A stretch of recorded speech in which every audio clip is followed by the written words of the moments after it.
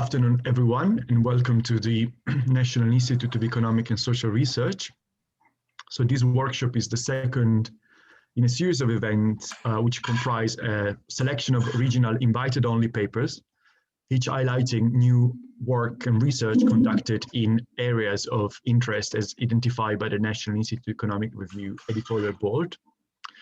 The aim of this webinar is to promote advancements in the economic and social field. And the articles presented today will contribute to a series of invited special issue collections starting from May 2021. Specifically, this one on economics and epidemiology will be our August special issue of the review. And this will be curated by leading experts in their respective areas. In this case, we have Flavio Toxverd and Miltos Makris, who are guest editing the review. So Flavio, up to you.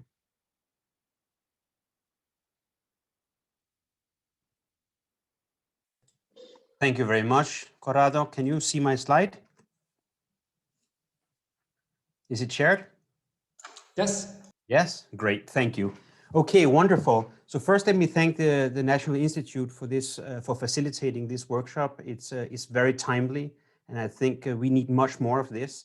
So I thought I'd just spend a few moments introducing the topic, put things into perspective, and then also do a little bit of housekeeping. So as we all have probably noticed over the last 9 or 10 months, we do need a better understanding of interactions between the two parts of the current crisis, that is the economy and the disease, and we really need to better understand these interactions. Now, as a field, this is very much an interdisciplinary field of research. But having said that, it's not a case of economics and epidemiology meeting each other kind of midway. This is very much an interdisciplinary research that is being done on epidemiology's home turf. We are not looking at contributions from epidemiology to inform economics in general. And so it's very much economists trying to contribute to the field of public health. And indeed, economists have been catching up. I was just looking at some numbers of working papers in the NBER and the CEPR. I think in the first 6 months of the crisis, 1/3 of all papers published in those series were COVID related. So we are clearly trying to catch up. But having said that, I think it's important not to fall into the trap of creating a separate field of economic epidemiology where economists speak to each other about issues that have to do with the crisis, rather than engaging truly across fields and having both economics and epidemiology contribute to the discussion. And today's workshop is a first step in that direction. But as you will see from the program, we have excellent talks lined up, both in theory, empirics, and more policy-oriented. But we are all economists, so we are some sort of one side of the debate. And going forward, the hope is that we can do more events, maybe with actual engagement directly between people in the different disciplines. So in my view, I think the main contributions that we can offer to the study of infectious diseases are multiple. But in particular, I would point out management of the epidemic, use the tools of economics to understand and clarify what are the trade-offs involved when we do different measures, for example, such as lockdowns. Tony in particular is going to touch on some of these issues. A second very important issue is understanding behavior. That is to understand both what are the effects of people's incentives, their constraints, but also their information in terms of protecting themselves, and also in terms of basically following directions from the government. We also want to understand which policies work and don't work. And this is something where both Peter and Andrew will come in and talk to us about how we can use the toolbox of econometrics to inform to at least assess what are the interventions that have been more effective than others. Okay, and last, I also want to just emphasize epi-macro literature, which tries to take seriously these intertwined dynamics of diseases on the one hand and infection dynamics on the other. But there are many, many other fields that economists can contribute to. Now, how can epidemiology and public health contribute to this discussion? Now, they have a somewhat different approach to publishing and to writing papers than many economists. For most epidemiologists, generality is not really the name of the game. They want to get a specific disease as well modeled as possible, and so you can spend your whole life, studying just one disease, whereas economists would like to have general models that are not maybe specific to specific diseases. So what epidemiologists can contribute is specific knowledge about specific diseases. So for example, about whether disease is pre-symptomatic, asymptomatic, whether this is a disease that is likely to have waning immunity, heterogeneities, not just in spatial heterogeneity, but also heterogeneity in terms of susceptibility, in terms of health outcomes, issues which are very important, such as cross-immunity, so the fact that having one disease might actually create some immunity against another disease, mutation, and much, much more. So these are things that economists are not well versed in, and this is something where we really need to take our cue from the epidemiologists. And I hope that going forward we can see a lot of fruitful collaboration across disciplines on these issues. And today we will see just a little bit of a glimpse into the kind of stuff that thinkers have been doing within our fields. So let me just finish by giving a little bit of housekeeping. The first is that there's been a shift in the order of talks. Tony Yates will be speaking second, that is at 1:40 rather than at 16:50, and Chris Auld will be speaking last.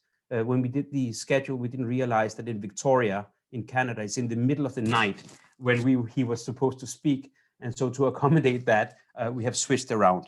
So that's the first thing. The second thing is that the format is as follows. We're going to give each speaker 30 minutes, uninterrupted in principle, but if there are very pressing questions of clarification, then please raise your hand and I will pass on a question. Other than that, we will have 10 minutes at the end of each talk for people to ask questions. You can either raise your hand and then ask the question when prompted to do so by unmuting yourself, or if you prefer, you can also feed it through the chat function, and then the chair of the session, which is going to be me for the first session and Miltos for the second session, will then hand over the question. Okay, I think we've eaten enough into the first speaker's time. We will follow the schedule, but with a 10-minute delay, and eat into the break a little bit so that everybody gets their time. And so let me start by introducing Fabrizio Adriani. He's from the University of Leicester, and he will talk to us about endogenous social distancing and containment policies in social networks. Okay. Hello, everyone, and thank you for having me, and thank you to the organizers for setting up this nice program. Now I will try to share my screen. I really look forward to watching some of the other talks. Okay, so can you guys see my screen? Yes. Okay, so okay, so if the purpose of this workshop is to ask, as Flavio was saying before, is to ask what economists have to contribute, then in my mind, the main answer is essentially Lucas' critique. So this idea that is very deep-rooted in economics, that behavior is endogenous, and so when you change policy, behavior is going to change. So as I say, the emphasis is really on endogenous social distancing. And of course, I'm not the first to say that. Other speakers, some of the other speakers have written papers on this, and some of the organizers have been working on this for years. So in my talk, I will mostly focus on this particular issue, so social networks. Okay, so let me skip this. So actually, economists have been thinking about contagion for quite a long time, albeit not really contagion in the context of epidemics, but another type of contagion, financial contagion. And I want to use, in order to illustrate my points, I want to use this parallel between financial contagion and epidemics. Of course, there are many differences, but I would argue that there are some recurrent themes. And in particular, what I was saying before, do interventions induce agents to take excessive risk? Another recurrent theme is the role of network. So for instance, during the current epidemic, we have seen that the worst outbreaks were in highly density, in urban areas with very high density, like London and New York. But what I will focus mostly is this idea of, is another recurrent theme, which is this fear of falling one step behind the outbreak. So if we go back to the financial crisis, you might remember that the US Treasury was criticized for acting too slowly in the case of Lehman. And currently the debate around contact tracing here in the UK is that to some extent it has been too slow because not enough contacts have been managed to be reached within a reasonable amount of time. Okay, so I'm going to talk about this fear of closing the stable doors once the horses have already left. Okay. Okay, so smart containment. So I think we all agree that indiscriminate lockdown are kind of blunt instruments, right?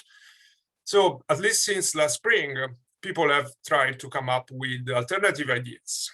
Okay, and so the most promising things that we came up with are test, trace, and isolate. So this is simple enough. You test people.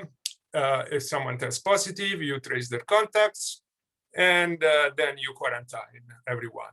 Okay. And more recently, we've been experimenting with mass asymptomatic testing. So this has been tried in Liverpool. It's about testing large fractions, ideally 100% of the population. Okay. But there are some concerns. So first of all, let me talk about the concerns. So we have essentially two types of tests. These polymerase chain reaction tests that are fairly accurate, but they're slow in the sense that you need to send the sample to the lab, and if you're lucky, you're getting it back in 1 day or two. Okay. Alternatively, and this has been used for mass testing, we have these lateral flow tests that are really fast. You can get the answer in minutes, but they tend to lack accuracy. Okay.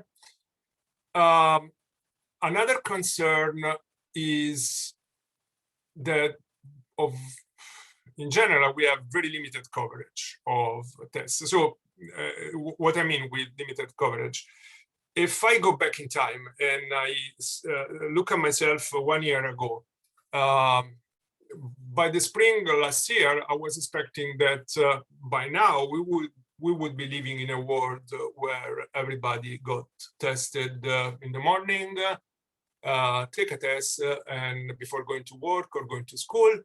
And so long as you test negative, you pretty much carry on with your normal life. And evidently, we don't live in that world. Okay. And finally, so this is something I'm not going to talk about, but I think this is one of the most interesting things to economists. The fact that there seems to be a low propensity to self-isolate.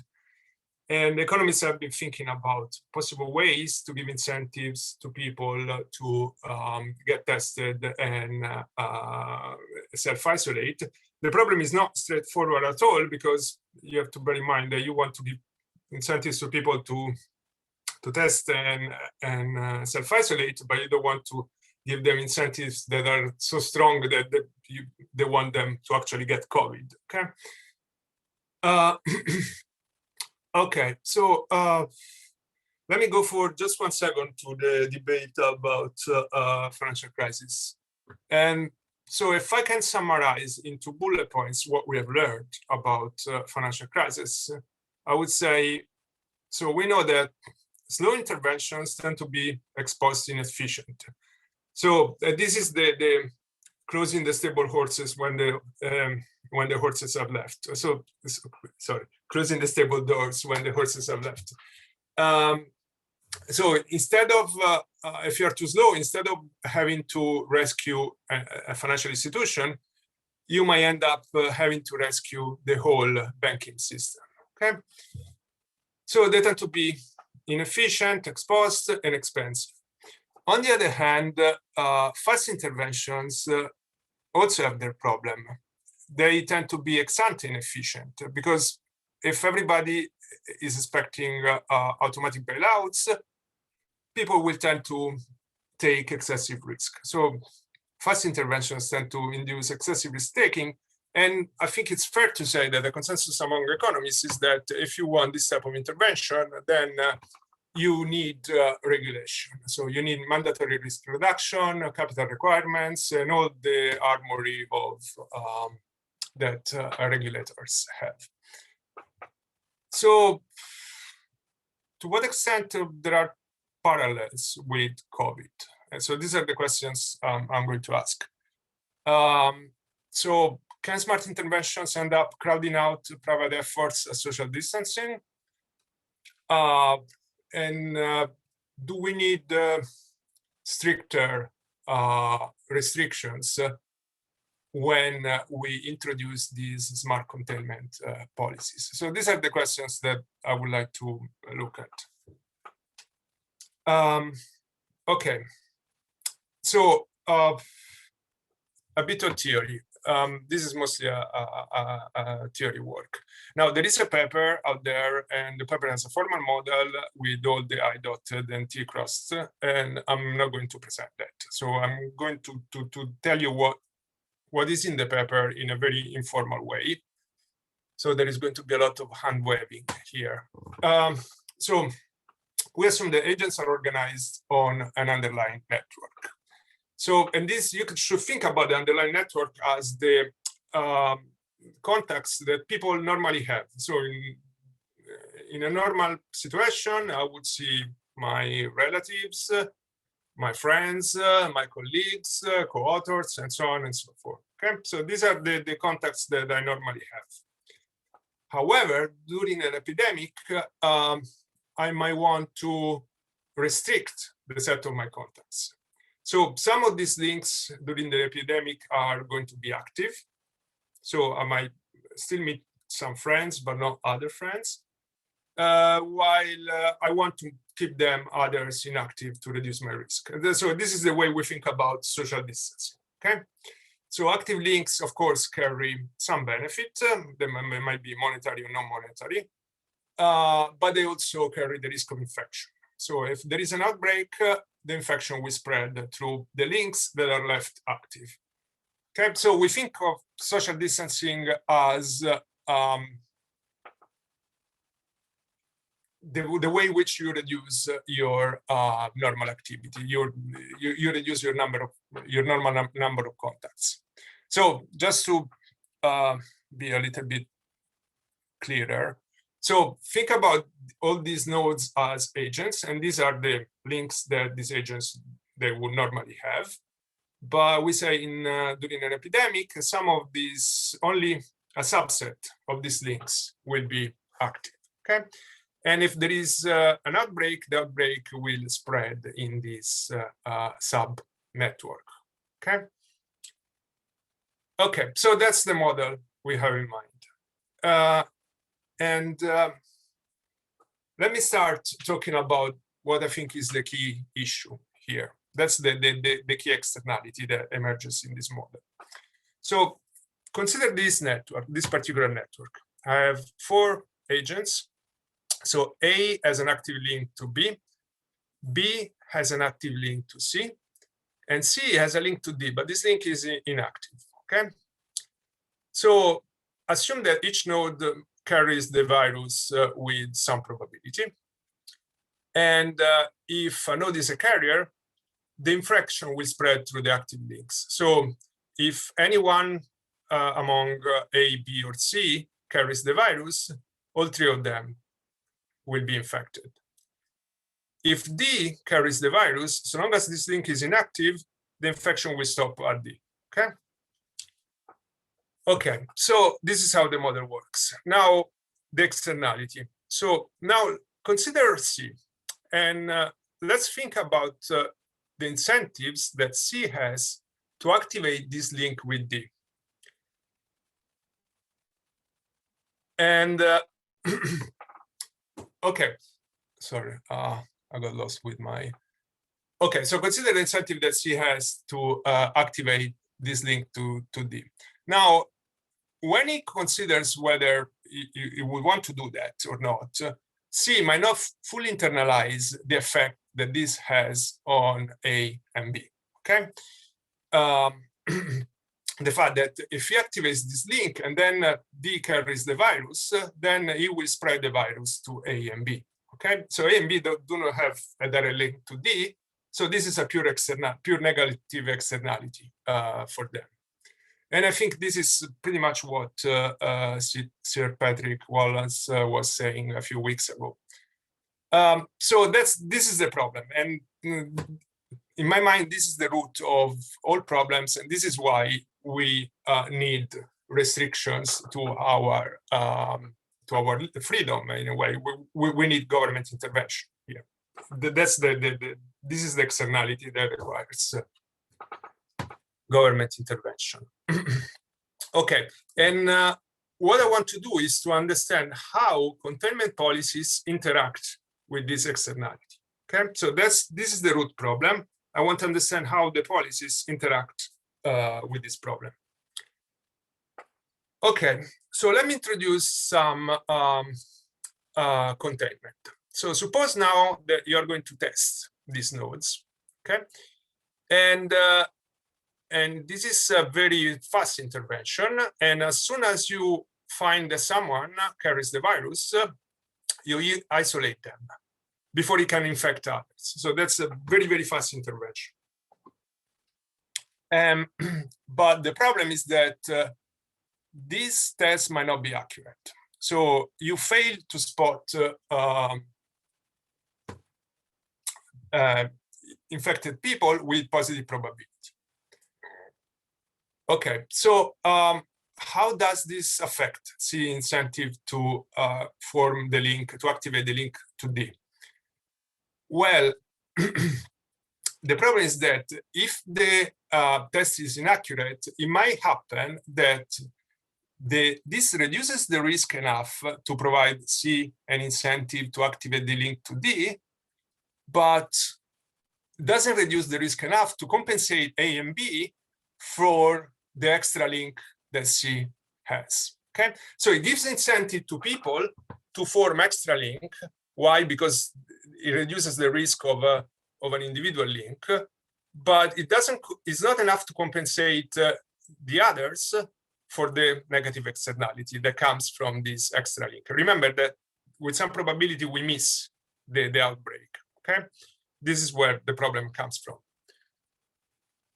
And so we call this crowding out, and this may cause welfare. It may happen that the policy may actually reduce aggregate welfare. Okay.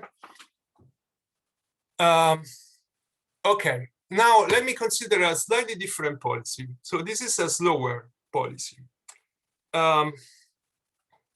So we did for the sake of the argument, assume the same accuracy, but it's just that once I detect someone carrying the virus, before I can manage to quarantine this node, there will be time for this node to go on and infect their immediate neighbors. Okay, so if A carries the virus, before I can quarantine A, it will have time to infect B.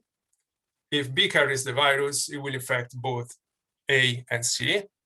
If C carries the virus, it will infect B, but not A, okay? And so long as this link is inactive, if D carries the virus, the infection will stop there. However, C knows that if he activates the link, the infection will spread to C, okay? So from C viewpoint, relative to a fast intervention here, the incentive to activate the link is much smaller, okay? Actually, he has the same incentive that he has under no intervention. So intuitively, slow intervention are less likely to create crowding out because they reduce the incentive for people to form new links. On the other hand, they're not totally ineffective because relative to no intervention, because remember that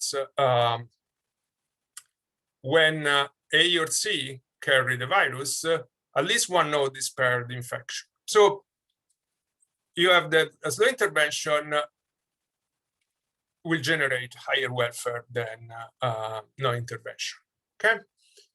So bottom line, slow interventions are less likely to induce crowding out. And they do it in a kind of clever way because they partially counteract the effect of the externality. So if you remember C, the incentive of C to add a new link is the same as under no intervention. So they provide very little protection to C, but they offer some protection to C's neighbors, to A and B, okay? On the other hand, and this is the key dilemma here, is that from an ex post viewpoint, if you take behavior as fixed, then fast intervention is, of course, more efficient. So if you, once you take behavior as given, you want to save as many nodes as you can, and fast intervention is always optimal. So this is the tension here between ex ante efficiency and ex post efficiency. Okay, fast interventions are ex post more efficient, as slow intervention may be ex ante more efficient. So the idea here is that if you want your intervention to be fast and maybe not very accurate, then you need to impose additional restrictions. Okay, you need to limit the scope for people to add new contact, to mix in more, to take more risk. Okay. Okay. So let me say just one more thing about the model. So the relative advantage of slow over fast ex ante really depends on the network density. So let me go back just 1 second to the previous example, and let me add just one link. I'm making this network slightly more dense by adding a link between A and C. Okay. So what happens now if I use a slow intervention? Well, the problem is that so long as someone here gets infected, then all three of them, A, B, and C, will be infected. So it's true that the slow intervention doesn't give incentive to C to activate the link to D, but it's also true that it's totally ineffective because I'm not going to save anyone here. If someone gets infected, everybody will get infected. So in a dense network,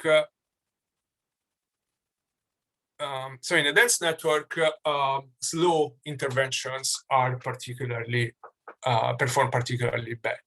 On the other hand, bear in mind that the extent to which the network is dense is itself endogenous.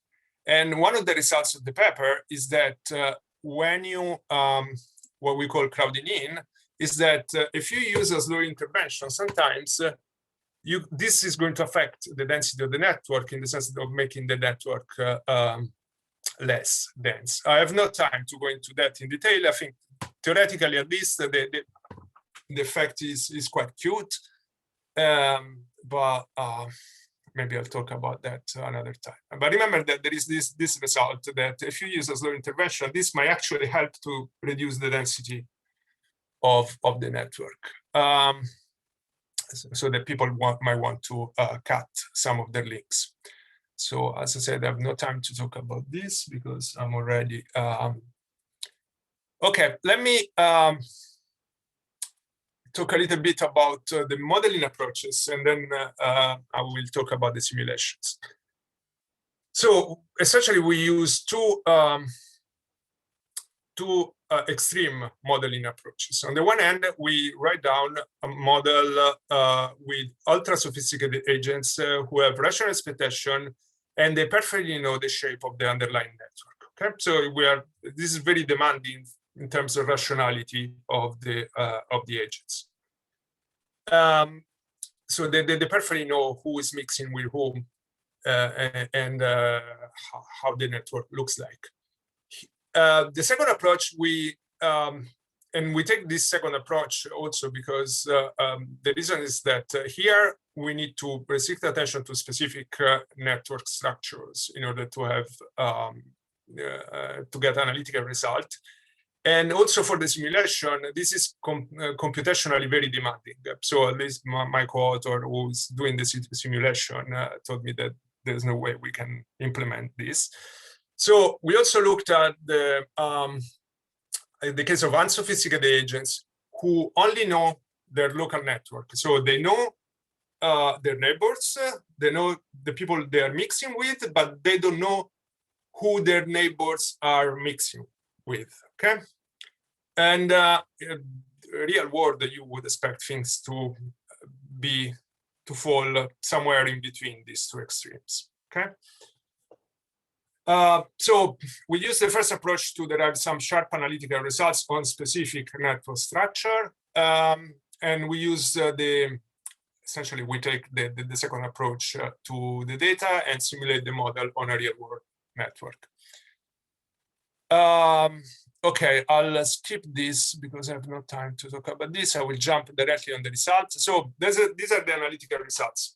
They say that if the network is sparse, or at least in sparse networks, you can find an open set of parameters such that slow intervention actually increases welfare relative to a fast one. If the network is denser, then things get more complicated because we typically have multiple equilibria, and these equilibria differ.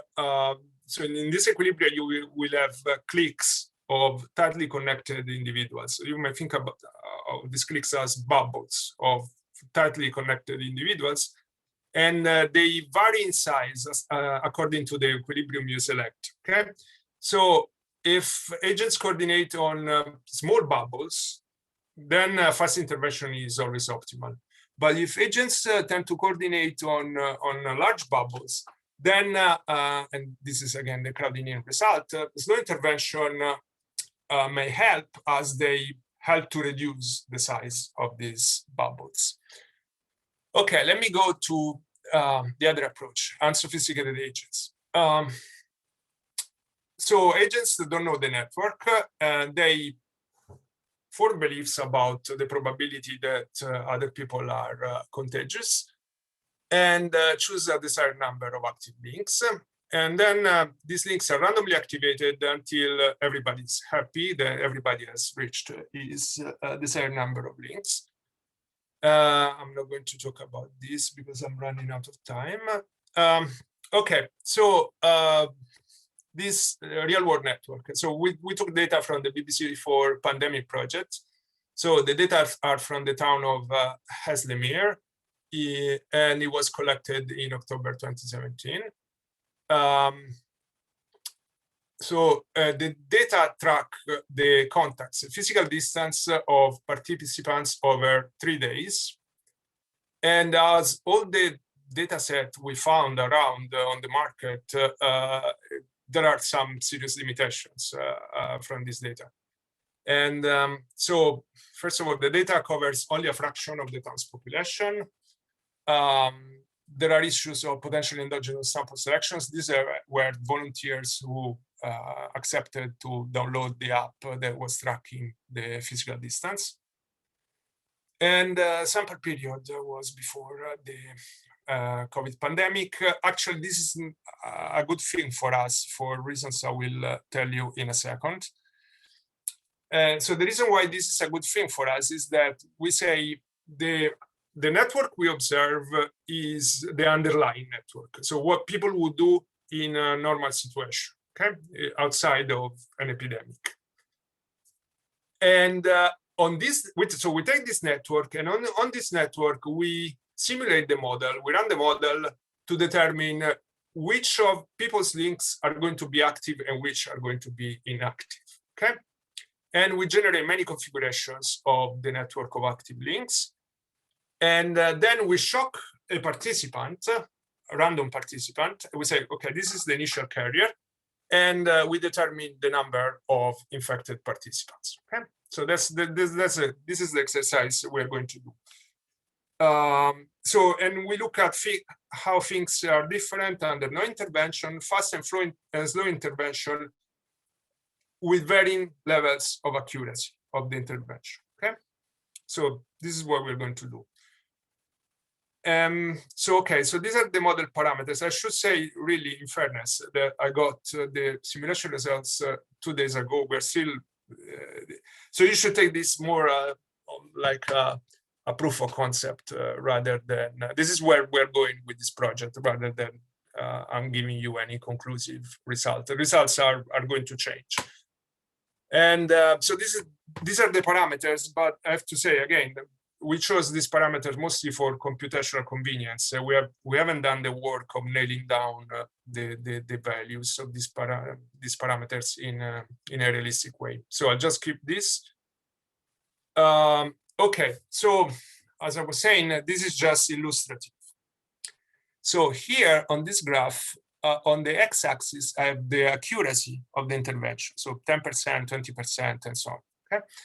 And on the y-axis, I have the share of the population who is ultimately infected, okay? And so this is the blue line is the fast intervention, the red line is the slow intervention. And you can see that for small to medium accuracy, slow intervention tend to outperform a fast intervention. And in particular here, if you take an accuracy of around 50%, then there is a sensible difference between a fast intervention and a slow intervention. And actually, this wouldn't be the fair comparison, because the fair comparison would be between a fast intervention, let's say with accuracy between 50% and 60%, and a slow intervention with accuracy between 80% and 90%, probably, okay? And if you look at things from this viewpoint, then the difference is huge, okay? As I said, take everything with a pinch of salt here. The numbers here are not a forecast or an estimate of anything. It's just, I'm just trying to illustrate an effect, okay? So what is the reason? As we say, this is crowding out. The fact with the fast intervention, people will have incentive to have more links. So the network is going to be denser, and so you will have more infections, higher number of infections. But you may say, well, actually, but here, yes, I have more infection, but I also have a higher number of links. And these links, we say that they have an economic benefit. So I should take this into account. We're economists here, right? So we also look at welfare, and we get pretty much similar picture. Okay, so for low to medium accuracy, slow intervention tend to dominate a fast one. So, okay, last thing because I'm really running out of time. So last thing to say is, so we do this thing, we change this parameter. Now, I'm not going to tell you what this parameter is, but it's somehow related to how many links people want to have, from how much they benefit from having additional links. So we change this parameter, and as we increase this parameter, the network becomes more dense. Okay, so here, this is a fast intervention, and this is when people have relatively few links. I think it's a handful of links here. And here we are talking about more than a dozen of active links. So the network becomes denser. And as you would expect for any level of accuracy of the intervention of the test, you will get more a higher number of infected people. This is not surprising. This is what we would expect. So this is mostly a sanity check. But the interesting thing is that suppose that I compare now fast and slow, but with this denser network. And I can see that the advantage of slow over fast almost disappears. And we have to try that, but we need to, my conjecture is that if you make the network sufficiently dense, probably any advantage of slow over fast will go away, and the fast line will lie below the slow line. Okay. So bottom line, especially if okay, bottom line is that when you introduce these smart containment policies, you might want to think about tightening restrictions to avoid this crowding out phenomenon. The fact that these policies give false reassurance to people, and so people relax their behavior, and they take more risk, and you might end up, if the policy is sufficiently inaccurate, you might end up having more infection. However, this depends a lot on the type of network structure, whether it's a sparse network or is a more dense network. Now, I'm going to skip the literature, and I have to apologize because I have some of the people in the audience in my literature. But I have no time for the literature, so I will just jump to conclusions. I know this is really bad practice, but let me just jump to. So these are more than conclusions, are things have been thinking about on and off during the last year, and are stuff I would like to work on in the future. So first of all, what happens when people have other regarding preferences? So this is something I've been thinking quite a lot about, and the more I think about it, and the more it seems that the answer is not clear-cut. And the answer might really depend on the details of the way you model social preferences. So I think this is probably the most pressing question for economists. Is there, I mean, at least for economic theorists, is there empirical support for crowding out? And I have a project with people at Nottingham to try at least to test this with a lab experiment. And at the moment, we are looking for funding. So we have everything set up. We just need the money to run an experiment. So if anybody is interested in funding us, that would be very welcome.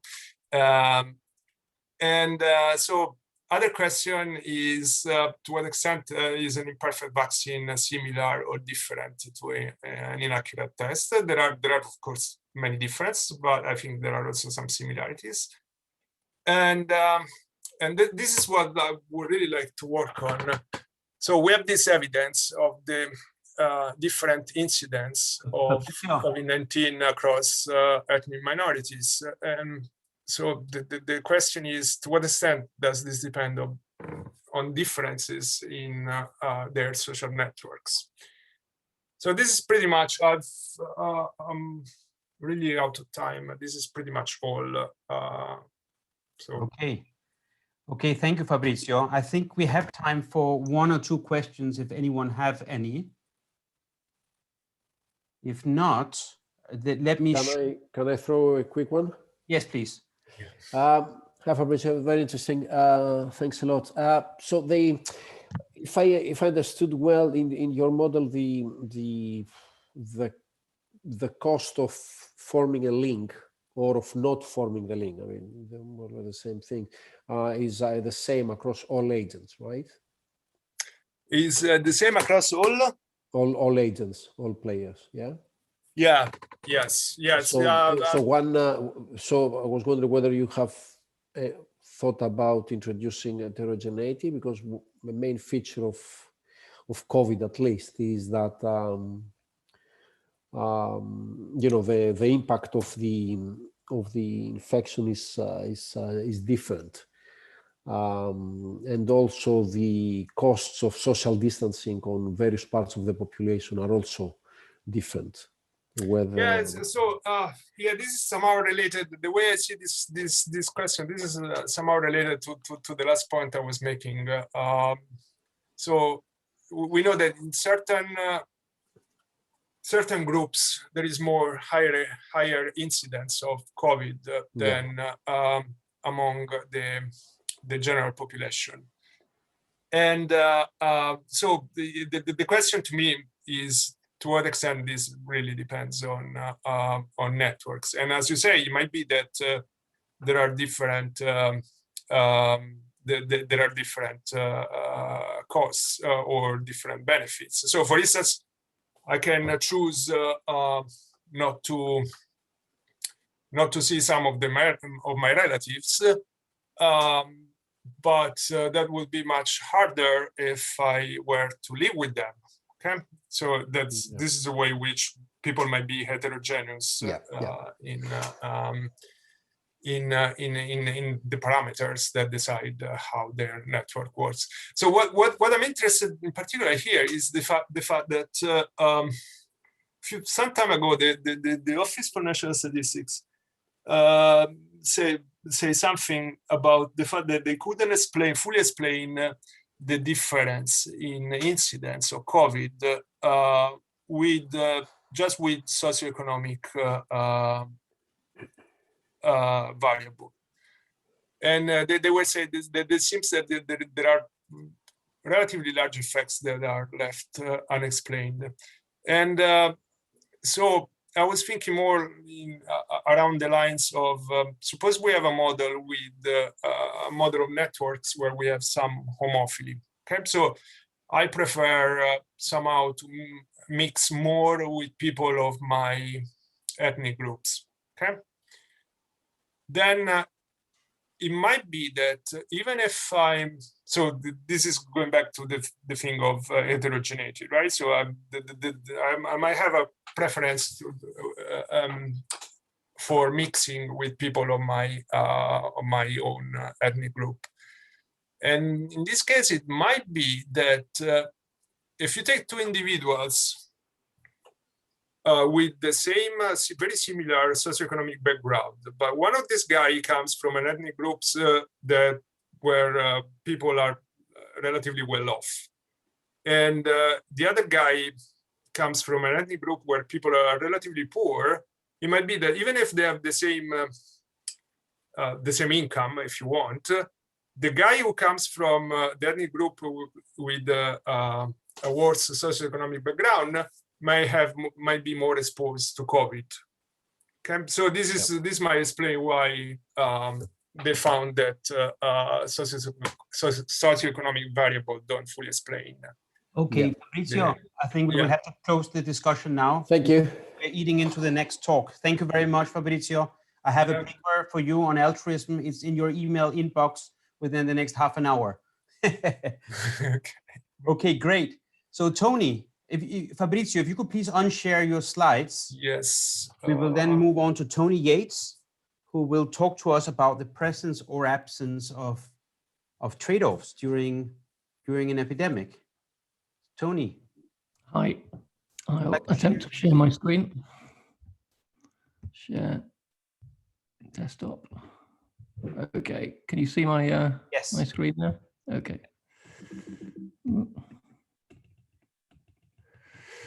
Okay, so this talk is going to be a slight change of gear in that I'm not presenting any original analytical work, but rather some personal and somewhat speculative remarks. Do you want to do a full screen? Okay, yeah. Is that better? Yes. Yeah, so this isn't original analytical work as such, but rather personal and somewhat speculative remarks about the, so inspired by, or rather provoked by, the public debate about the absence or presence of a trade-off between health and the economy in combating the pandemic.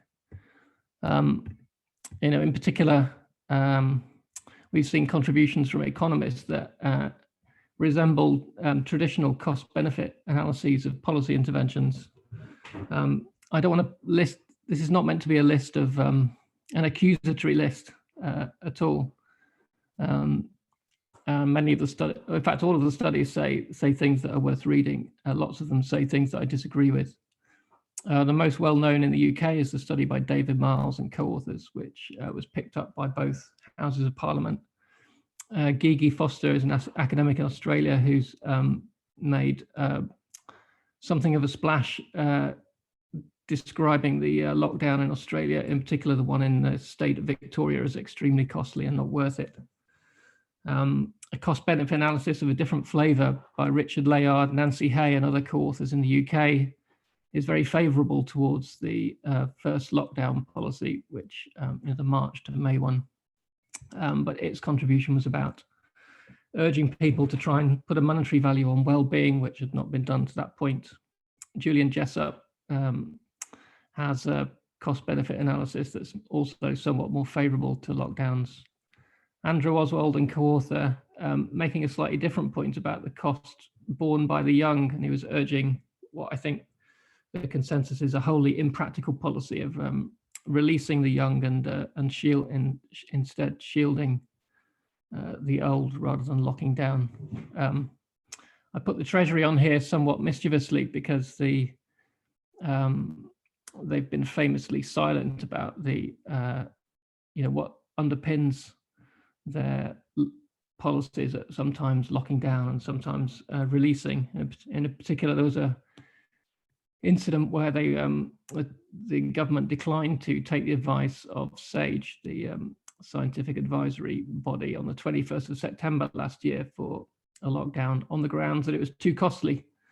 But when civil servants in the Treasury were interrogated by a Treasury committee, it seemed that, in fact, although they judged it was too costly, they hadn't actually done any analysis that they were prepared to describe or publish, explaining why. And lo and behold, some weeks later, of course, we went into lockdown at the beginning of November. I put Besley and Stern down there. That's not a cost-benefit analysis as such, but as a reflection, a bit like this one in a way, on the methods that one should use and that one shouldn't use. So my remarks really are prompted by consuming and reading some of these things and watching the effect that they've had on the public debate about lockdown policies. Such studies have long precedents, of course, outside of infectious diseases, particularly things like infrastructure projects like the high-speed rail link in the UK, Crossrail, which is due to open shortly, power stations, the renovation of the Olympic Park, other non-infectious disease interventions like the introduction of new drugs or screening programs, the cost and benefit analysis that surrounds health and safety interventions like regulations about how workplaces are set up and how working methods are to be conducted, the operation of trains, fire prevention and retardation, obviously a focus in the UK with recent disasters. And the output of these analyses is, typically a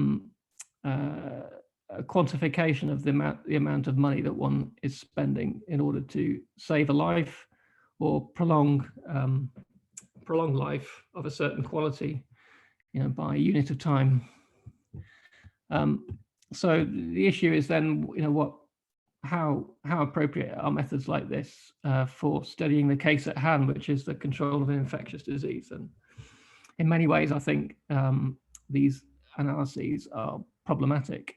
So one difficulty in particular that has to be confronted, in fact, I want a way of shrinking the video.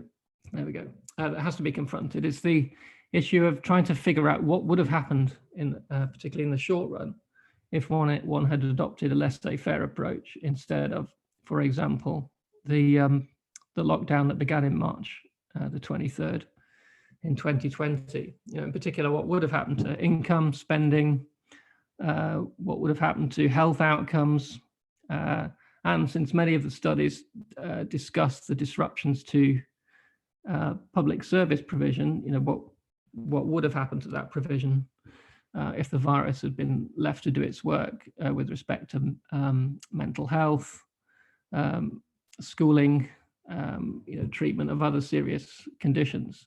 You know, some of the work in the first slide that I listed, particularly the work by Foster, tends to presume that it was the lockdown that interrupted the provision of those services, and that in the absence of a lockdown, the virus those services would have been provided in an uninterrupted way, which, you know, one can contest. And in an effort to figure out what that counterfactual would be, one has, of course, a point that's familiar to applied economists. One has to try and identify the autonomous contribution of lockdown measures, which is tricky because, of course, the measures aren't by their nature autonomous. They're an endogenous response to the virus's prevalence, rather obviously.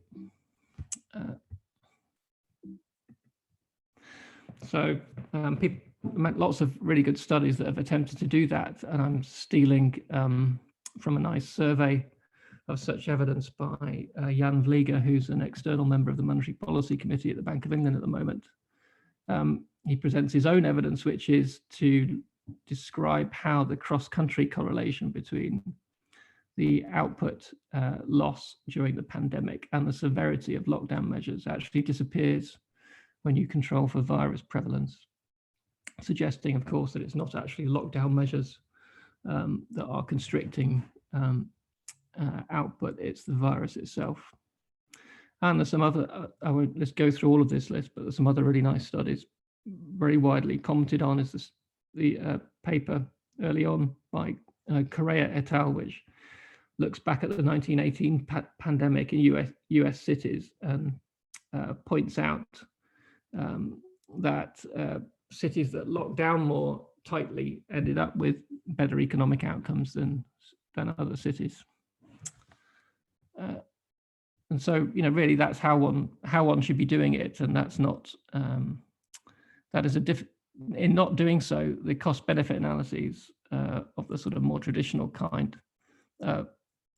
miss the mark somewhat. Another thing that has to be confronted is to ask oneself, what is the endpoint envisaged under the laissez-faire outcome, in which no non-pharmaceutical interventions like lockdowns are contemplated? What's envisaged by the studies that are particularly skeptical about the benefits of locking down seems to be a kind of transition to herd immunity, and that at that point the epidemic is finished. But it seems highly probable, especially as the epidemic has evolved, that in fact one might be confronted with repeated infections because immunity might wane, and therefore that one might have indefinite epidemics. And as we've been seeing in recent months, if you allow the virus to do its work, it increases the chance of having multiple epidemics via mutation, which may well seem to reduce the effectiveness of vaccines, but also may well reduce the effectiveness of naturally acquired immunity too. And so the scenario of allowing oneself to suffer a single epidemic may be something that's rather too hopeful. You know, another issue which arises, and it's kind of unavoidable, really, and this would also confront a kind of macro epi perspective on optimal policy, not just the cost-benefit analysis approach that which I've outlined in one of the early slides, is that retrospectively the epidemic policy performance is completely ambiguous, because the the cost and benefits of the first lockdown retrospectively and with the benefit of hindsight depended a lot on what was supposed to come afterwards. And to make that point, imagine three alternative governments are just about to conclude the first lockdown in 2020 in the UK. So government A proposes to move to an effective test, trace and isolate capacity after the lockdown and suppress the virus from that point onwards with that system until the arrival of a vaccine. Instead, Government B resembles Government A, but either does not know that test and trace and isolate won't work, or decides to lie about it. And instead, when the effects of, or rather the lack of effects of test, trace and isolate become apparent, intends instead to move to a laissez-faire policy until vaccine arrival. Or imagine a third government, same as B, but instead of moving to a laissez-faire outcome, decides to move to repeated on and off lockdowns until vaccine arrival. And the government C there is not put down mischievously. It's put down there as an attempt possibly to approximate what has actually happened. The government spent a lot of money on the test, trace and isolate system. Recent ONS figures on government output suggest they spent about £22 billion on it. And yet we don't think it's had particularly significant effects on the outcome of the epidemic. And what we have had since the first lockdown, of course, is three or two others. I think I've lost count. 2 others so far. Another difficulty, oh, sorry, that's the repeat slide. So another difficulty that cost-benefit analysis confronts and wrestles with is, what an appropriate benchmark should be for the amount of money that you should spend to save a life or prolong life of a particular quality by a unit of time. And just to indulge in a parochial anecdote, in the UK, a commonly used benchmark is that of the of NICE, National Institute for I can't even remember what the C and the E stand for, care and something or other, which uses a benchmark of £30,000 per unit of time prolonged, of a given quality. Benchmarks like this are problematic because these are essentially benchmarks derived to make sense of an existing budget for the National Health Service, which is the outcome of a long political economic process and not easily changed, or at least not prior to the epidemic. It wasn't. And one can argue that this is inappropriate when you have a new challenge presenting a new set of marginal costs and marginal returns of health interventions. David Miles, who discusses this at some length, is entirely cognizant of that difficulty, but he also makes a perfectly reasonable point that if you come up with a figure for the cost, the amount of money that you're spending to save lives, that's wildly out of line with that, and yet you think, well, this might say something about one dismisses the £30,000 per year number at one's peril, because in doing so, you're suggesting that the long evolved political equilibrium about National Health Service spending is completely dysfunctional and hasn't arrived at nearly the right amount. And one can identify other difficulties and other sources and other difficulties with those too. But the hope, I guess, that one clings to which lies behind the, roughly speaking, shared consensus about counter-epidemic policy, and one can point to in the macroeconomic epidemiological literature is that if you can get sufficiently close to optimal policy, there is no such trade-off, and one can instead raise the outcomes for everything that you're concerned about in the economy, and also all the health metrics too. And so in that case, the debate about how to find a common currency or exchange rates to convert from one to another is neither here nor there.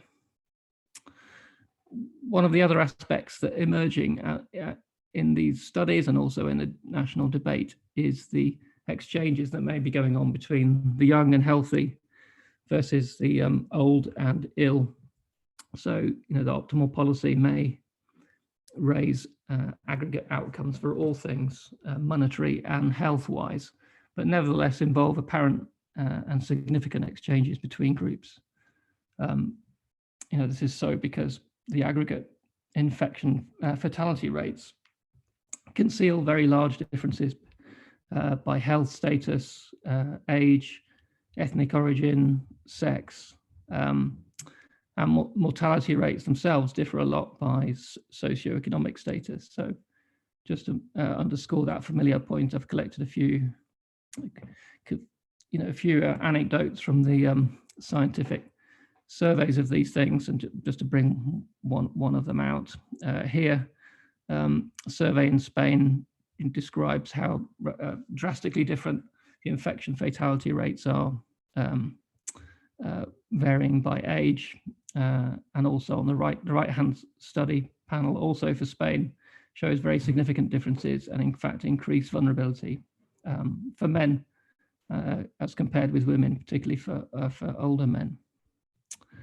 And another chart there, just looking at mortality rates, not infection mortality rates for a widespread health condition, diabetes. So if you have diabetes, your risk of dying from COVID is greatly increased. So what I remark about these exchanges that might be going on, to view it as an exchange is to view the pandemic as a one-off. But of course, there may be more. And in that case, the exchange is not a one-off. The young themselves may take their turn in some future pandemic when they're old and be recompensed in that way. And it could even take a Rawlsian perspective with respect to this, that suppression via lockdowns and depriving the young of education and continued employment is to save the lives of the old. It's not an exchange as such, but the crystallization of a social insurance payout. So following this line of thought, behind the veil of ignorance, or rather, there is a veil of ignorance that one should think of as shrouding, in particular when a pandemic hits, who the pandemic is going to be most dangerous for. Noting that there were 2 rounds of the 1918-1919 pandemic, one of which affected old people and one of which actually was very dangerous for young people. And a veil of ignorance that will, that may also be considered to shroud whether you emerge out of it with secondary health conditions or not. Nevertheless, even if you adopt that, what I would think of as an enlightened perspective about this system, the actual exchanges that go on in real time, you can think of as a measure of the likelihood that there might be a failure of consent to this system, or one could think of it, those amounts of money, as measuring the pressure on institutions to sustain the insurance scheme for long enough that all cohorts can benefit. I just want to make some points about the apparent and illusory trade-offs, nevertheless, that might emerge on the way to optimal policy. So, here I've drawn in somewhat lapsadaisical, hand-drawn fashion, some undergraduate graphs describing the public choice problem between health and wealth, such as it exists. I did search briefly for ways of trying to draw these graphs in a more regulated style, but couldn't find one. And in fact, I was amused to get the response from one person who said that you could actually get code to write them in to draw the graphs in a regularized way, but to add irregularizations onto the graphs to make them look like they were hand-drawn. So implying that hand-drawn graphs are cool. Anyway, so I'll press on with that hope. So these are indifference curves. And as one moves northwest, one gets happier and happier, healthier and wealthier at the same time. So that might be what we want, but what can we get? Well, these are here are what the macro epi people have called pandemic possibility frontiers. And I've drawn 3 of them. The furthest out was the pre-COVID-19 curve. And one can think of two others. A post-COVID curve, once a vaccine has arrived, and a post-COVID curve before a vaccine, where we're still trying to suppress the virus with a combination of lockdowns and test, trace, and isolate policies. Of course, one combines the 2 things to conceptualize what might be optimal policy. So optimal policy is sort of imagined as point A here. And after a pandemic hits, you can conceive of two broad types of policies. So do nothing, which the lockdown skeptics have advocated, might look like a line that I've drawn in red there, moving from A to B. So you end up at a point B, which is far interior to A. On the journey to it, you don't suffer perhaps so much losses in wealth, but you do kill a lot of people and disable them along the way. By contrast, there's a sort of imagined optimal lockdown policy drawn in green there, which involves somewhat larger, in inverted commas, costs in wealth along the way, but the end point is a point much less interior to the original optimum when it's concluded and the virus is suppressed. So, just looking at this graph, you can see how those who would advocate doing nothing or doing much less, and I think it's fair to say that the authors of the cost-benefit studies that are skeptical or that were skeptical at that time of lockdown policies were indeed advocating doing less and having much less stringent measures. You can see how apparent following a more optimal trajectory along the green line would constitute apparent costs of lockdown in the eyes of the lockdown skeptic, at least in real time, even though, in fact, what they were doing is optimal policy. Of course, I'm just stating the properties of an imagined world here, and it's obviously somewhat more moot what the real world looks like.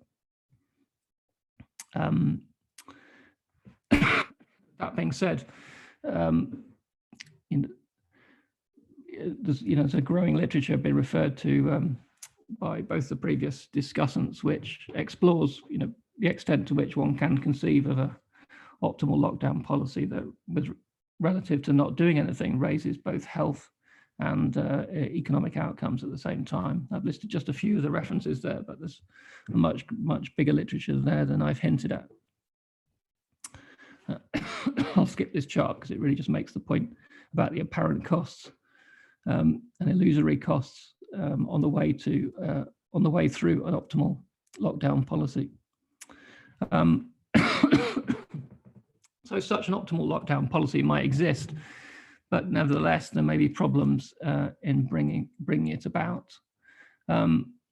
If you fail to do it, one may end up with highly suboptimal lockdown policies. So I put this slide up because I didn't really want to give the impression that all lockdowns are superior to doing nothing. So here I've drawn 2 other imaginary paths, policy paths through an epidemic One goes far to the left, and this is called tight lockdown, then starve. So one can imagine a policy that implements what would the optimal policy would demand, but just never stops. And so this this suppresses the virus more thoroughly, and so initially health outcomes turn out much at least as good, if not better, than all the other policies. But eventually, we run out of money, and people start dying through despair and starvation. And one can imagine other suboptimal lockdown policies. So I've drawn one on here called lockdown and then let go, which initially follows the green path, the imagined optimal policy, and at a certain point lets go and heads towards the outcomes that would prevail under the do nothing policy. This might be even worse than doing nothing, because you end up with the same health outcomes, but accumulate a lot of income loss along the way. So locking down isn't necessarily optimal, of course, and that should be obvious to anyone that's read or played with these models, but may not be to others. So difficulties that might arise in bringing about optimal policy. First is the fact that people are different. They might differ in, say, two principal ways. One is that they're different groups with respect to their age or health status will have different possibility frontiers. So it might be much easier to spend money to improve the lives of the old and reduce their risk of dying than it is with the young who start out unhealthy, who start out with extremely low vulnerability to COVID. And those two lines in the health wealth space are meant to describe that. But also people may differ with respect to their preferences. So the left-hand panel is remark about the fact that some people are more altruistic than others. There are people who actually work, prepared to give up their lives to work in intensive care units in hospitals, and indeed to give up their time to produce PPE equipment voluntarily. And in the right-hand panel just describes the fact that people have very different attitudes to risk. I've drawn this line in the health wealth space. These lines in the health wealth space are meant to crystallize that somewhat. Just so people differ according to their degree of altruism, their risk aversion, perhaps their information about COVID risks, whether they have dependence or not. Going back to the earlier graph that describes where we are before the pandemic and where the trajectory we might want to follow under optimal policy, the presence of these differences, both across groups, both in possibilities and also preferences, is going to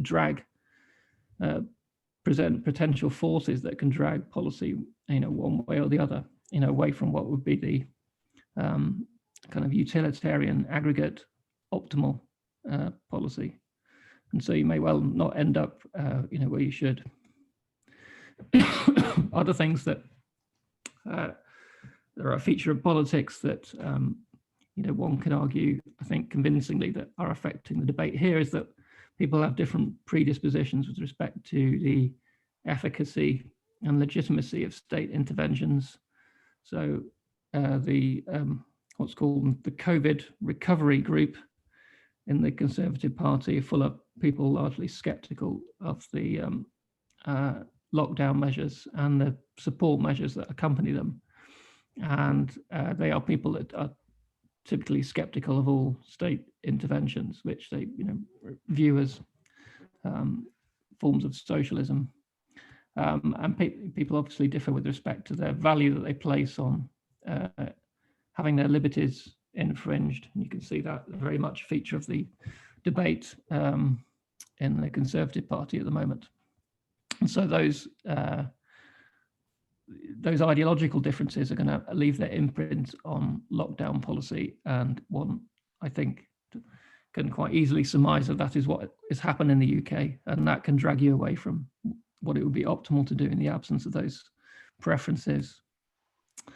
Other things that make it hard to attain the optimum, these things are kind of obvious for practicing economists, maybe for everybody, that severe information lags in getting quality information about cases and deaths,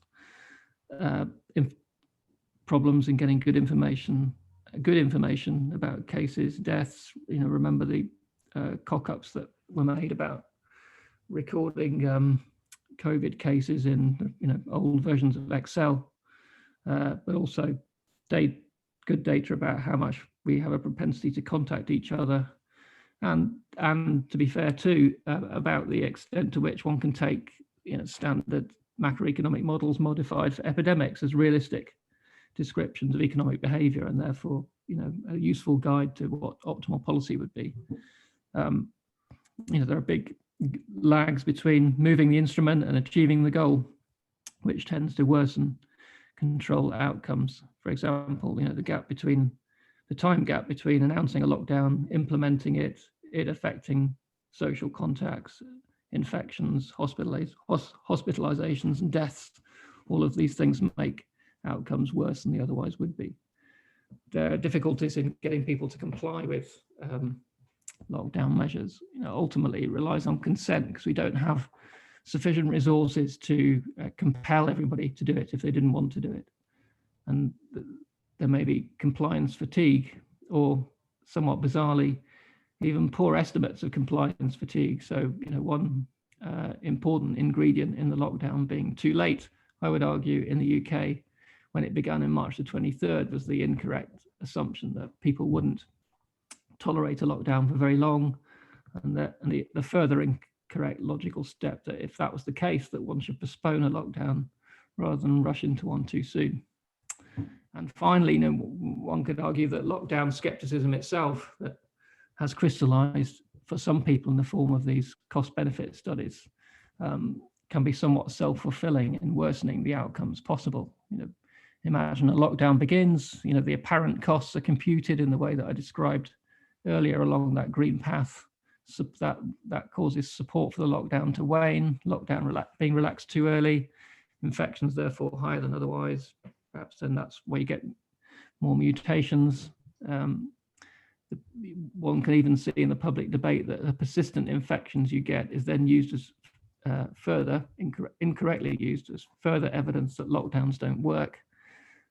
This erodes the support for lockdown even further, and what you get is a prolonged lockdown, leading only to partial suppression of the virus, and large economic costs, and a large death and toll on general health. That's it, really. So just to recap, the kind of real-time cost-benefit analysis that we saw, I think, is potentially misguided on a number of fronts. On the way to what one might have hoped was a broadly optimal policy, it can easily look like there is a health-wealth trade-off when there doesn't need to be one. That being said, there are many things making it hard to get to and agree on optimal policy, including politics, information lags, and quality, and so on. And that policy, therefore, can be bad enough that trade-offs do emerge between health and economic outcomes that don't need to exist if you are close enough to the optimum. And that concludes what I have to say. Okay, thank you, Tony.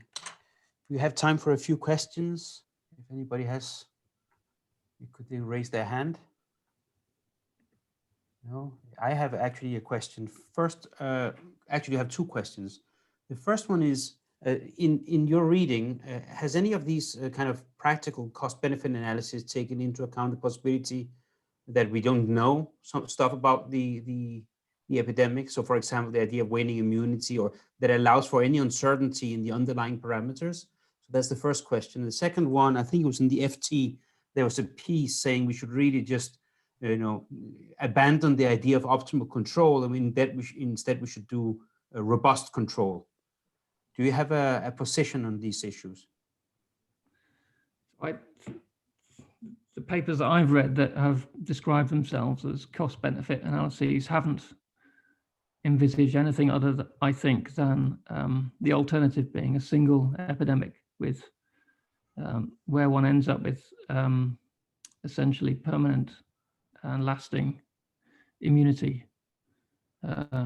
This isn't necessarily always stated, but it's implicit in those studies. And partly talking with you and reading your paper with Chrissy and the third author, whose name I forget, Kistler, is it? Of course, waning immunity is something one needs to consider and probably a fact.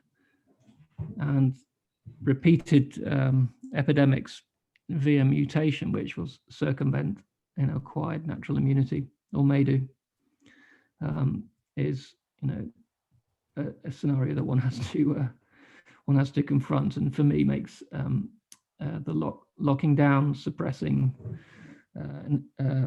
later through test and trace far more attractive as a result. I think the FT's attempt to, I think the FT's attempt to introduce robustness into the analysis was worthy, but I'm not sure I'm not sure they got the answer wholly right. Although now I've said it, I can't remember why I didn't like it. I think you commented on it at the time, and I agreed with what you said. But there, just to recapitulate very, very crudely, the idea would be, well, what is the cost of locking down the economy and trying to suppress the virus, but subsequently finding that this was unnecessary, perhaps because you'd overestimated the infection fatality rate, or there are other aspects of the epidemic that you hadn't, that you miscalculated, that meant that it would have been more benign, versus failing to lock down and then realizing that the thing was much less benign than you had realized. And it seems to me that in most dimensions, the robust policy involves being harsher and tighter with suppression policy, because the costs of not doing so and realizing that the epidemic was much less benign, a lot more deaths and permanent disability than you'd figured, which is a more severe cost than instead losing a chunk of economic output that you thought you could have saved. Ian, would you ask your question, please? Yeah, sure. Thanks, Fabio. Thanks, Tony. Tony, I had a question about your indifference curve charts and the path. You drew the green and the red paths away from the frontier. Yeah. And you seem to conclude from that the wealth impacts from the lockdown approach could well be more severe than would be under a more laissez-faire approach, and therefore the pathway away from the frontier is quite damaging. But I took from the literature on voluntary social distancing that actually the impact on wealth is also going to be significantly less, and the path towards your endpoint is going to be more benign. That's my reading of that. And unless your lockdowns need to go on for many, many months, that's always going to dominate. But are you skeptical about that, or is that not what you were trying to illustrate? Well, I mean, the graphs are not. One should not draw conclusions from the graphs because they're just made up. No, sure, but I think it was essential to the point you were making. Sure. So they manifest conclusions that I'd already arrived at, possibly erroneously. But they're meant to say lockdowns will have an effect on flows of income. Well, wealth is sort of inaccurate, really. It's just chosen to rhyme with the word health, which is what lots of people do. Of course, the point of it is that you end up with a post-pandemic economy, a frontier for that economy that's much closer to the original one before the pandemic. And so on the assumption that one lives in that economy indefinitely thereafter, one is decidedly richer.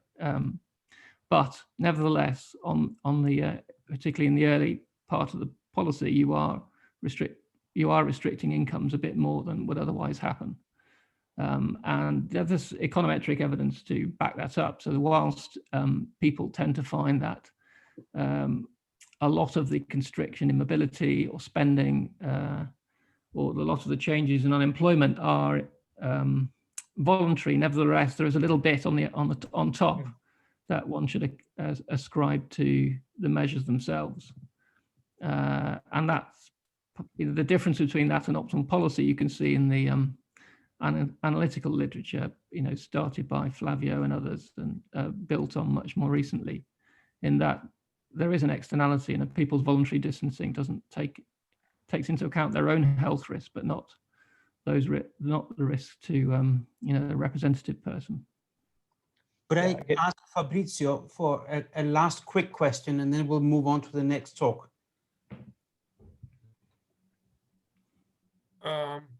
Yeah, okay, thanks. Just a couple of quick questions. First of all, okay, and they say you were trying to simplify things, but does it really make sense to think of the trade-off as a static trade-off, in the sense that I might decide to keep the pubs open today and accept a higher number of infections, but this tomorrow will lead me to a worse trade-off. In order to keep the pubs open tomorrow, I will need to accept a higher number of infections. So that's the first question. And second question, can you answer that one before you move on? So I think the answer is no, but I drew those graphs to put myself, to kind of put yourself in the head of the cost-benefit analysis skeptic who envisages it exactly as a static trade-off, but doesn't realize that the whole point is to end up with a repeated outcomes from further positions on that graph, where you end up with everything better. The virus is suppressed, no one's getting ill, and everyone's going to the pub. So one would have a location on that graph for every period, out, for the rest of one's lives and one's descendant lives. So, yeah, the graph shouldn't mislead you into thinking that I think there is one. It's just that the people who it's a simpler way to show, to illustrate things. Yeah, and I understand that. Illustrate the trap that is fallen into by the cost-benefit analysis studies. Yeah. And the other question was that, as things that prevent optimal policy, reaching optimal policy, my hunch is that there are mistakes that have not just been made in the UK, but in pretty much all Western Europe. And my feeling is that maybe there is a scope for having a bit of political economy here, because there seems to be some type of political constraints that governments seem to be needing some political cover before they impose restriction. And usually the political cover comes from the fact that the national health system is under strain. And so they always need to wait. And this is not just the UK, it's happening all over Europe. They always need to wait until there are strains on the health system before doing anything. Yeah, I think it's a very good point. And it may only be lead to a delay of a few weeks, but that few weeks can be really critical in deciding what the ultimate outcome is for the number of cases and deaths, and in fact the length of the lockdown. If there wasn't the need to get consent in that way, you could have much quicker, tighter lockdowns, and then avoid the bad thing that the governments are worrying about in the first place, which is prolonged restrictions on people's liberties. Yeah, I agree. Okay, in that case, I will close this one. Thank you very much, Tony. Peter, are you ready? Yep, sure. Okay, so next is Peter Dalton, who is at Sussex and at NICER. So the floor is yours. Okay, can people see my screen? Yes. Okay. Right, so thanks to the organizers for an opportunity to talk. It's sort of overwhelming, really, the nature of the huge outpourings that all of our colleagues in all sorts of disciplines have pitched in, and it's just a phenomenal amount to read and think about. So I'm going to set myself the task of trying to say something sensible about modeling the pandemic, and so I'm thinking in terms of a data person. Applied economist I am, but I'm really a data person.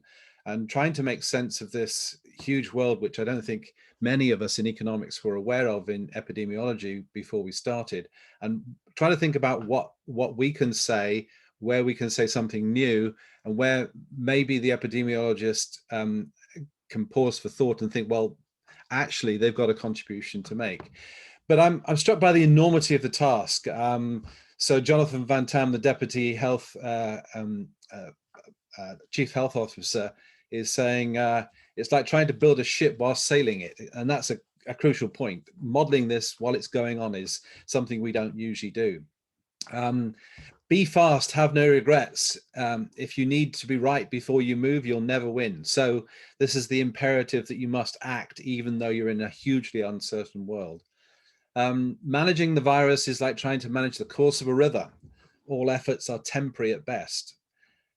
Trying to mitigate is a very blunt instrument with a 2-week lag. I mean, the lags in terms of the data, impressive data, I'll show you lots of data in a second, it is an extraordinarily important component.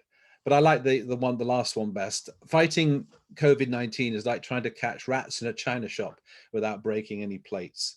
I think this is sort of sums up what the epidemiologist and SAGE has been up against, really.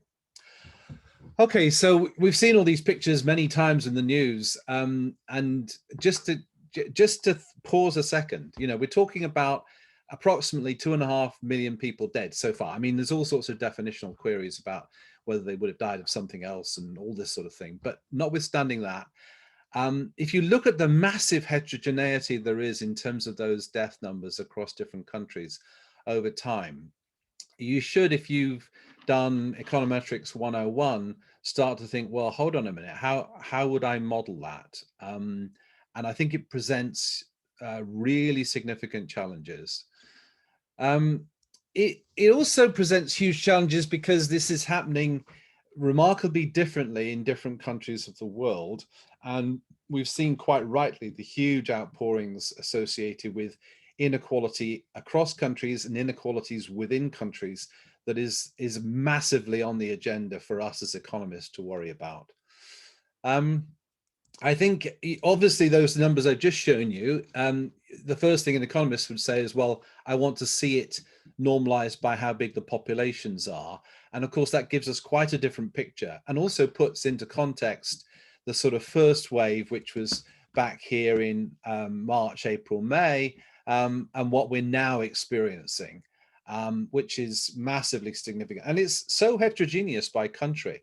I mean, you're talking about some countries having a huge peak and then declining, other countries having significant, sort of 3 significant peaks. So the US is one example. So how do we make sense of that? What do we do in terms of modeling that?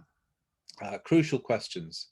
What I should say though, is I've been struck by, I mean, as an applied person who thinks a lot about data, I've never seen a world where so much data has been made massively available so immediately. I mean, think about daily data. I mean, we'll come to other issues with it in a minute, but daily data across the world on all sorts of countries, most countries of the world, and all sorts of sub-regions in those countries too. As an applied person, you think, wow, I've got to get involved in thinking about this data and trying to model it. And then, of course, you lose, like I did most of my summer trying to read the epidemiology books, because, of course, they've been doing this, worrying about this kind of data for a long time. And we as economists, I know there's some economists that have been doing this prior to COVID, but not that many. So thinking about the UK in slightly more detail, if you think about the data and look at it, your eye catches, if you do a 3-day moving average or a 7-day moving average, a little bit of subtlety already in terms of quite clearly there's days of the week, there's these different waves of the pandemic, but that's still masking an awful lot of other information, okay? So that's the cases, the corresponding time period for deaths. Your eye immediately sees, well, okay, you know, relatively speaking, the last graph, the first wave wasn't so big in terms of cases, massively more in terms of deaths. So clearly there's a lot of dynamic things which have changed. We've learned, the medics have learned a lot more about trying to control things. We've learned a lot more about therapeutic interventions. And of course, there's been a plethora of non-pharmaceutical interventions, which is quite seriously something we should contemplate and worry about in terms of data, in terms of modeling. So what am I going to try and do? Well, I'm going to try to take one step back and say, well, what's the rationale for modeling? What are we really trying to do? Then I'm going to just have a brief slide about data sources, because they are magnificent. And for people who want to work on this, I urge you to look at the data and the apps that go with it, which mean you can graph it for your students immediately. Extraordinary. I'm then going to take tentative steps, and this is quite controversial, I'm sure, to say, well, is there a taxonomy of the kinds of models that different groups are running with? And it's only a partial taxonomy, because I'm aware, literally, this is a moving target with literally hundreds, if not thousands, of papers being published by the week, by the month. Then I'm going to say, look, with a sort of econometrics 101 hat on, very basically, descriptively, what are the problems here with the data? What should we as econometricians, what would we normally worry about with this data? And talk a little bit about measurement error and endogeneity, and then think about, how do we think about policies? I'm not going to talk a lot about epidemiological models, because I'm not an epidemiologist, and I'm sure I wouldn't do that. I would do a disservice to them. But to understand some of the things that follow, I think probably as economists, you need to have a brief idea as to what it is they do compared to what it is we do typically in our time series or our forecasting models or our cross-section and panel data models. I'm going to draw people's attention, because I wasn't really aware of it before I started to read some of the excellent papers that are out there on growth curve models, because I think they do provide another kind of insight. Unfortunately, we've got Andrew Harvey talking later, and who's contributed to this. And then I'm also going to say, draw your attention to some Twitter graphs that seem to be getting some traction, and I think do provide some insight. Then finally, I'm going to do something which is too controversial, which is to say, well, what are the strengths and weaknesses of these different models, and try to address the heart of what this mini conference is about, which is, what can epidemiology teach economists, and is there anything that economists can say to the epidemiologists by looking at this taxonomy, partial taxonomy of models, to say, well, where's the comparative advantage here? Okay, so that's my roadmap. So why model? Well, we want to be able to predict numbers of cases and deaths, and we want to be able to forecast them. We want to know whether the pandemic is rising or falling. Are we having an effect? We want to better prepare ourselves for this new, if you follow Twitter now, the whole new ball game we're in of different mutations of this virus, and the extent to which we're having more waves or not, or the spatial nature of its spread, and planning for the next wave of this, or even the next pandemic, because I think we're going to learn in terms of collective scholastic endeavor, we're going to learn an awful lot this time, and hopefully the world will be a better place if and when we face future problems of this kind. What we also need to understand, and I think probably this is most of the area where I think economists, applied econometricians can make some impact, which is to say, how do we evaluate the effect of these non-pharmaceutical interventions, NPIs? And what proportionately, what is their impact? Can we identify parameters in reasonable econometric models which would have give us some faith in what effect these different policies are having? Clearly, another reason for modeling is the practical concern of the NHS, hospitalizations, ICU beds, all these things.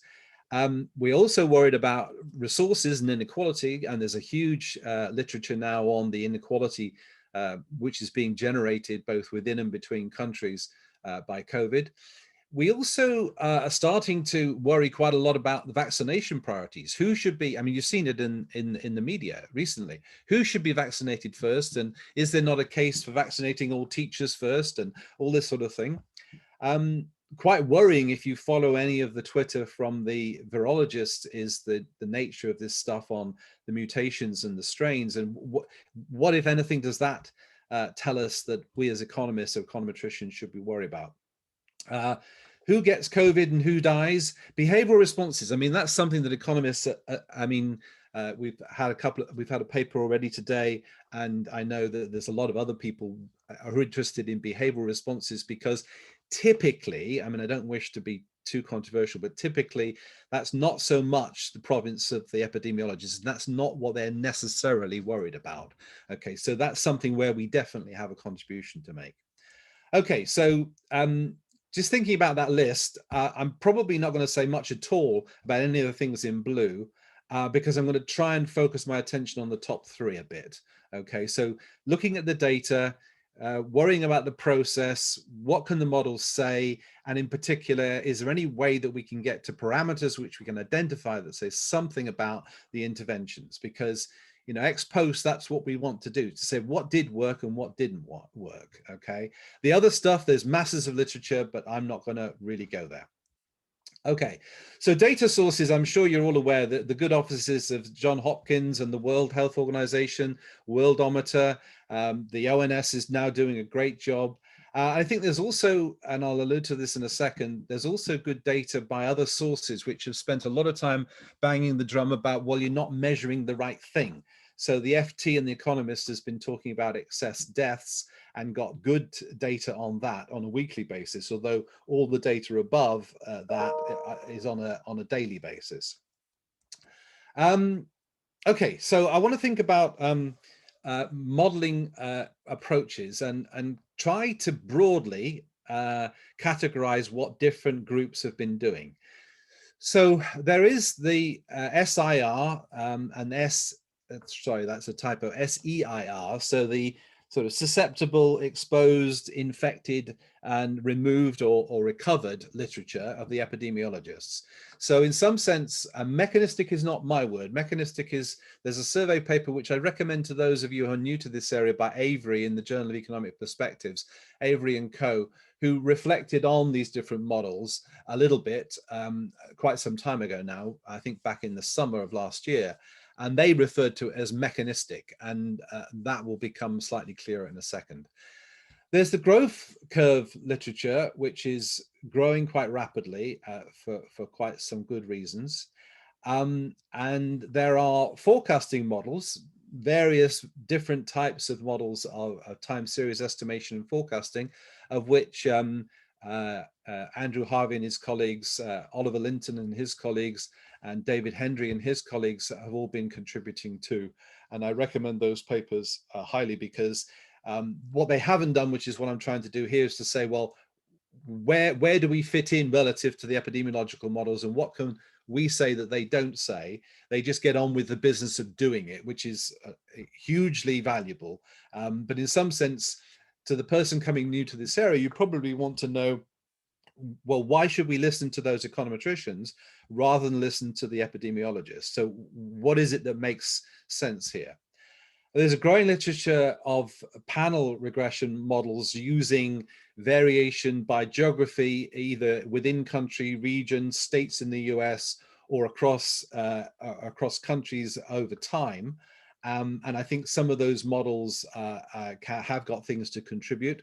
I started to do, I'm not going to talk about my own results today, but I started to do some of that, although I've been drawn up fast by much of this other literature, because I'm thinking, goodness me, there's so many problems. And I would like, if I get a chance, to show you these portrait phase graphics, because I think they're potentially informative. I realize there are lots of models of pandemic or epidemic processes which are count models, and they have a lot to be recommend them, particularly for certain kinds of limited count data. I know there are Bayesian models, there are machine learning models, and there are hybrid models. I mean, some of the most celebrated models that have been used in the US, for example, are literally a hybrid where they take various components of this to attach parts of these other methods to an SEIR model to actually predict what's going on. And then there's various kinds of sort of cross-sectional observational data. There's just some new data coming out from people who've been had access to literally patient records across half of Britain, showing us who got the virus, and if you got it, conditional on getting it, who were the people most likely to die. Hugely valuable because they compute risk ratios for all sorts of different characteristics. A valuable literature. But again, I'm going to say that I'm not really going to consider the ones in blue, but I'm going to try and say by the end of my time out on this talk, I want to say, hopefully, this is the taxonomy. What are these things good at or not so good at? That's my goal. Okay, so I'm going to spend 5 minutes or so thinking about if you were teaching an undergraduate econometrics course and you were trying to say to people, here's the data, what are the problems? And in some sense, we need to think about all sorts of problems about literally how is the data measured? What are the measurement errors? Is the data over time, is it stationary? Is there potentially spurious relationships in the data in our basic models? What's the appropriate dependent variable? What are we really interested in?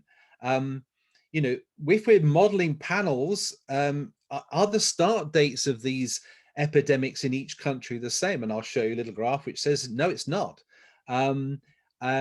You know, how do we measure deaths? If deaths is our dependent variable, should we be measuring it in the way that the John Hopkins does, or should we be using the excess death measures that have been touted and argued quite persuasively by the Financial Times?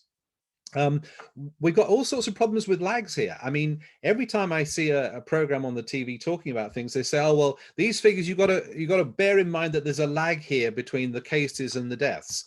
And variously, it goes from 7 days to 14 days or even more. I'm going to show you one or two pictures which make the spatial issues very, very clear. And then I'm going to say a little bit more in some detail about endogeneity, because that's the biggest thing that an applied cross-section person would be most interested in here. So literally, you know, the extent to which we worry about policies, these non-pharmaceutical interventions, being enacted because of what people see in the data, what politicians see in the data. They induce a policy, but then to what extent can we measure then the effect of their policy, given that that's also been induced by the nature of the data underlying it? Okay, so measurement error. What do we mean by a death from COVID? And you heard earlier on, we've all sort of forgotten about this now, but all these issues about death certificates and how do we define it? I'll show you a picture from the Financial Times. What is a case? Is it based on a test or not? How many cases, you know, are there? Have the tests been done? Who tested them? How are we counting them? And is there comparability in these test data and case data across countries? If we measure things differently in different countries? I mean, what's clear by eyeballing the data when you do so is, and it came when I ran some basic regressions, it became very clear that obviously what they say on the TV, oh, the weekend numbers are always lower. But one thing they don't tell you is the Wednesday figures are always higher. I mean, that comes across dramatically in the data, but there are real subtleties about that data in different countries because different administrations, different health authorities collect and report things differently. There's no uniformity of that. You might also worry simply about the endogeneity of reporting. I mean, I think there was a big controversy fairly near the beginning of this that Iran was misreporting its data deliberately, and they had satellites saying, well, look, the data says there's so many dead, but we've already counted this from the satellite images of how many coffins there are out there. So there's all sorts of issues about measurement error. What's the right dependent variable? And what are we really interested in here? Are we interested in deaths? Well, or moving averages of deaths, or deaths per million in the population? These are all quite different concepts. New deaths, are we interested in new deaths per case, per day, over cases? Are we interested in excess deaths? Are we interested in hospitalizations? Or are we interested in new infections and, you know, which kind of infection is it? Is it a B117, a new strain, or is it an old strain? And then quite clearly, I mean, even while listening to this, I'm getting tweets about, well, the R number today is down below 1. Okay, so is that the thing that we should be worrying about? Some of the numbers that the epidemiologists over the last year have taught us to care about, you know, fatality rates, R numbers, is that what we should be modeling as a dependent variable? It's not clear to me. Okay, so just to eyeball it, I mean, if you just take new deaths, moving averages of deaths, or new deaths per million, and you just look at 4 countries, you immediately see the massive heterogeneity. I mean, basically, China isn't there. You know, I mean, it made a huge fuss at the beginning, but it's just not there. They effectively cured the problem. But of course, these numbers are really quite different. And this only goes up to when I was modeling it in some detail, which was in mid-August. This is the Financial Times point about, well, what's the measure of a death? Is it death on a certificate? Is it death within 28 days? Or is it excess above the norm? This is the thing where actually we should be concerned about the extent to which, and the next graph does it better, the extent to which excess mortality is the thing we should be worrying about. And if you look at the red line, that clearly shows us when over an average of the number of previous years up to 10 years, which is sort of the blue line, how have we been faring? And in some points, actually, you can see that there's a reasonable clarity that there hasn't been excess deaths, particularly in the summer at all. So is that the right kind of measure? This all coming back to what's the relevant dependent variable. Another issue is, well, what's the start date? So, you know, if you take a panel of countries, what most of the, well, all the studies I've seen so far, when they do a panel of countries, have just assumed that the pandemic started at the same time in each country. It doesn't. I mean, each dot here is a country, and you'll see China at the beginning, but then this is according to a set definition, a World Health Authority definition of an epidemic. The other dots represent where they were in time in terms of when they started. Okay. So clearly that's something we should take into account. It's something that with a student I had them do this summer, which is zero everyone back to the same point, every country back to the same point as a start date. What's the right lag? Well, I mean, if you just descriptively look at the statistics, what's the relationship between cases and deaths? Actually, so this is the pattern of the lags. Which lag has the biggest effect? And actually, we're talking about lags between sort of 7 and 15 variously having an effect on deaths. So the lag structure here is really, this is simple descriptive statistics, is really quite a subtle process. Spatial issues, where did it come from? How are countries connected to one another? And obviously, and we've heard a little bit about networks today, but this is at the heart of it. And it's the heart of actually quite a lot of the SIR models or SEIR models, which is how are countries connected, who passed it to who, and how did it happen?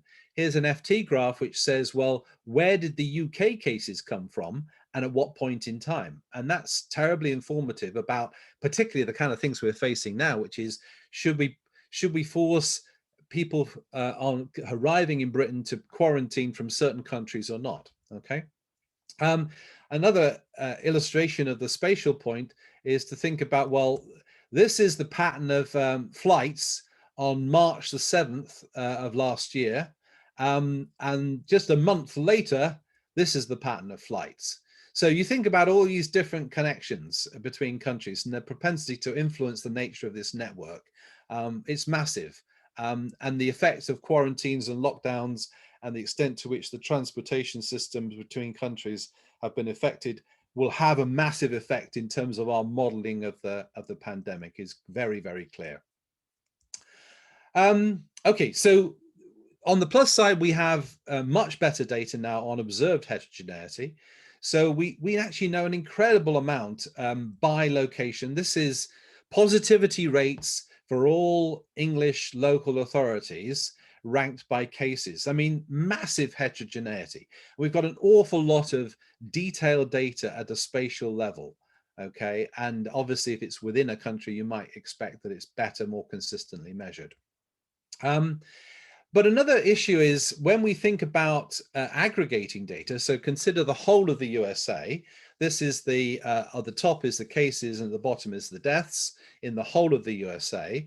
But that, of course, is made up of lots of states where there is massive heterogeneity. I mean, if you take in the first wave, New York and Texas, they had their first wave at completely different times.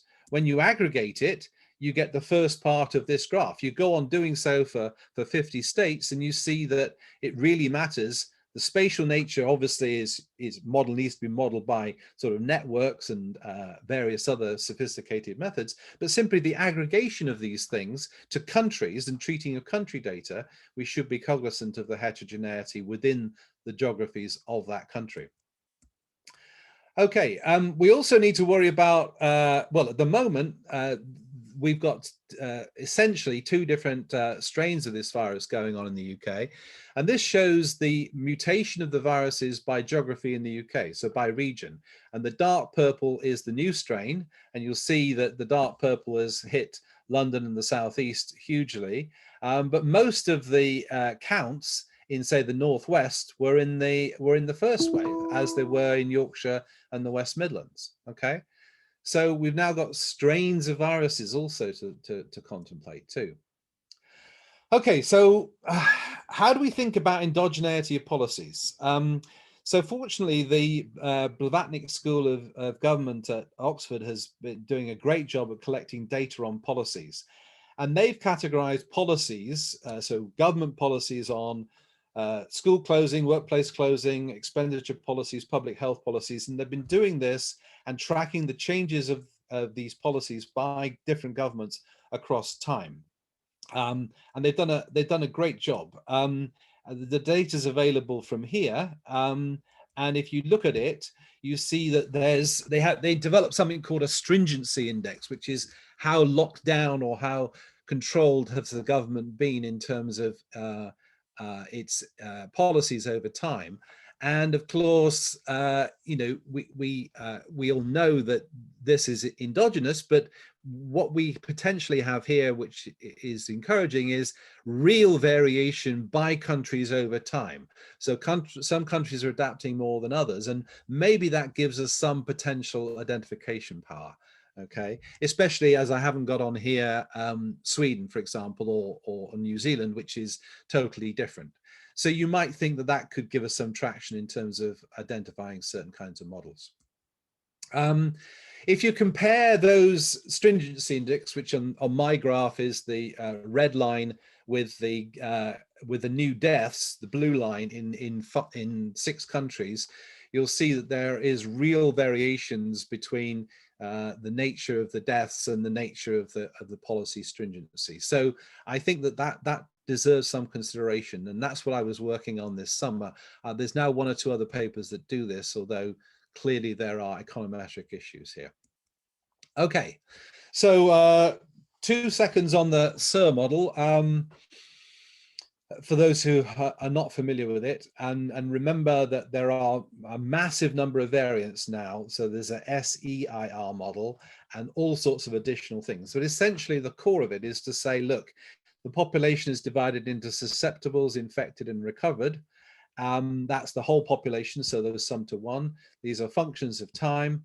You can write the dynamics of this down in terms of the way in which S changes, I changes, and R changes, and then you can basically solve and simulate from the nature of these interactions. And that's essentially what they do.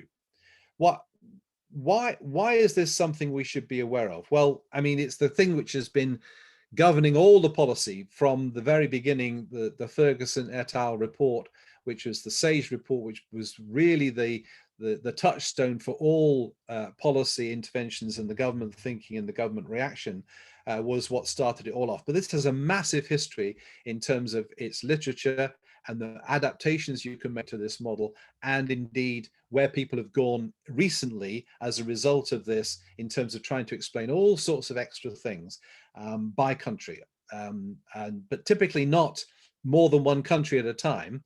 Okay, they do each country separately, and we as as economists would, so the Avery paper that I mentioned in the Journal of Economic Perspectives looks at the potential scenarios coming out of the Imperial College model.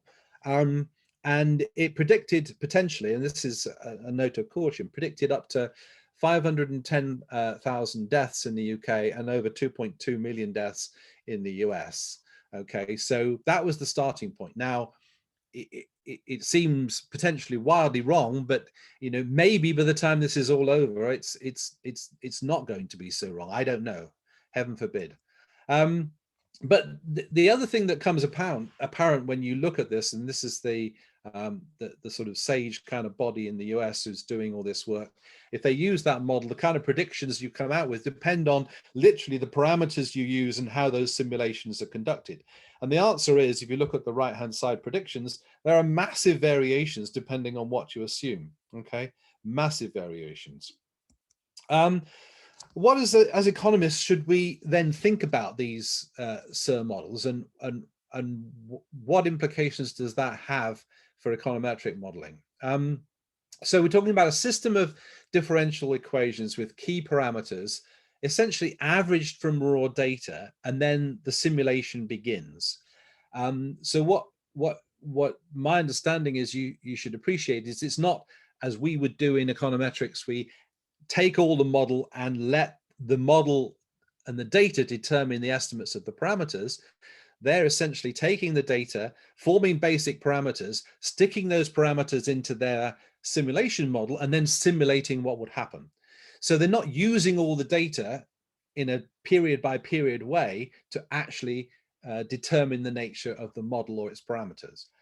There's also little recognition, I think, potentially, of measurement error in those key variables.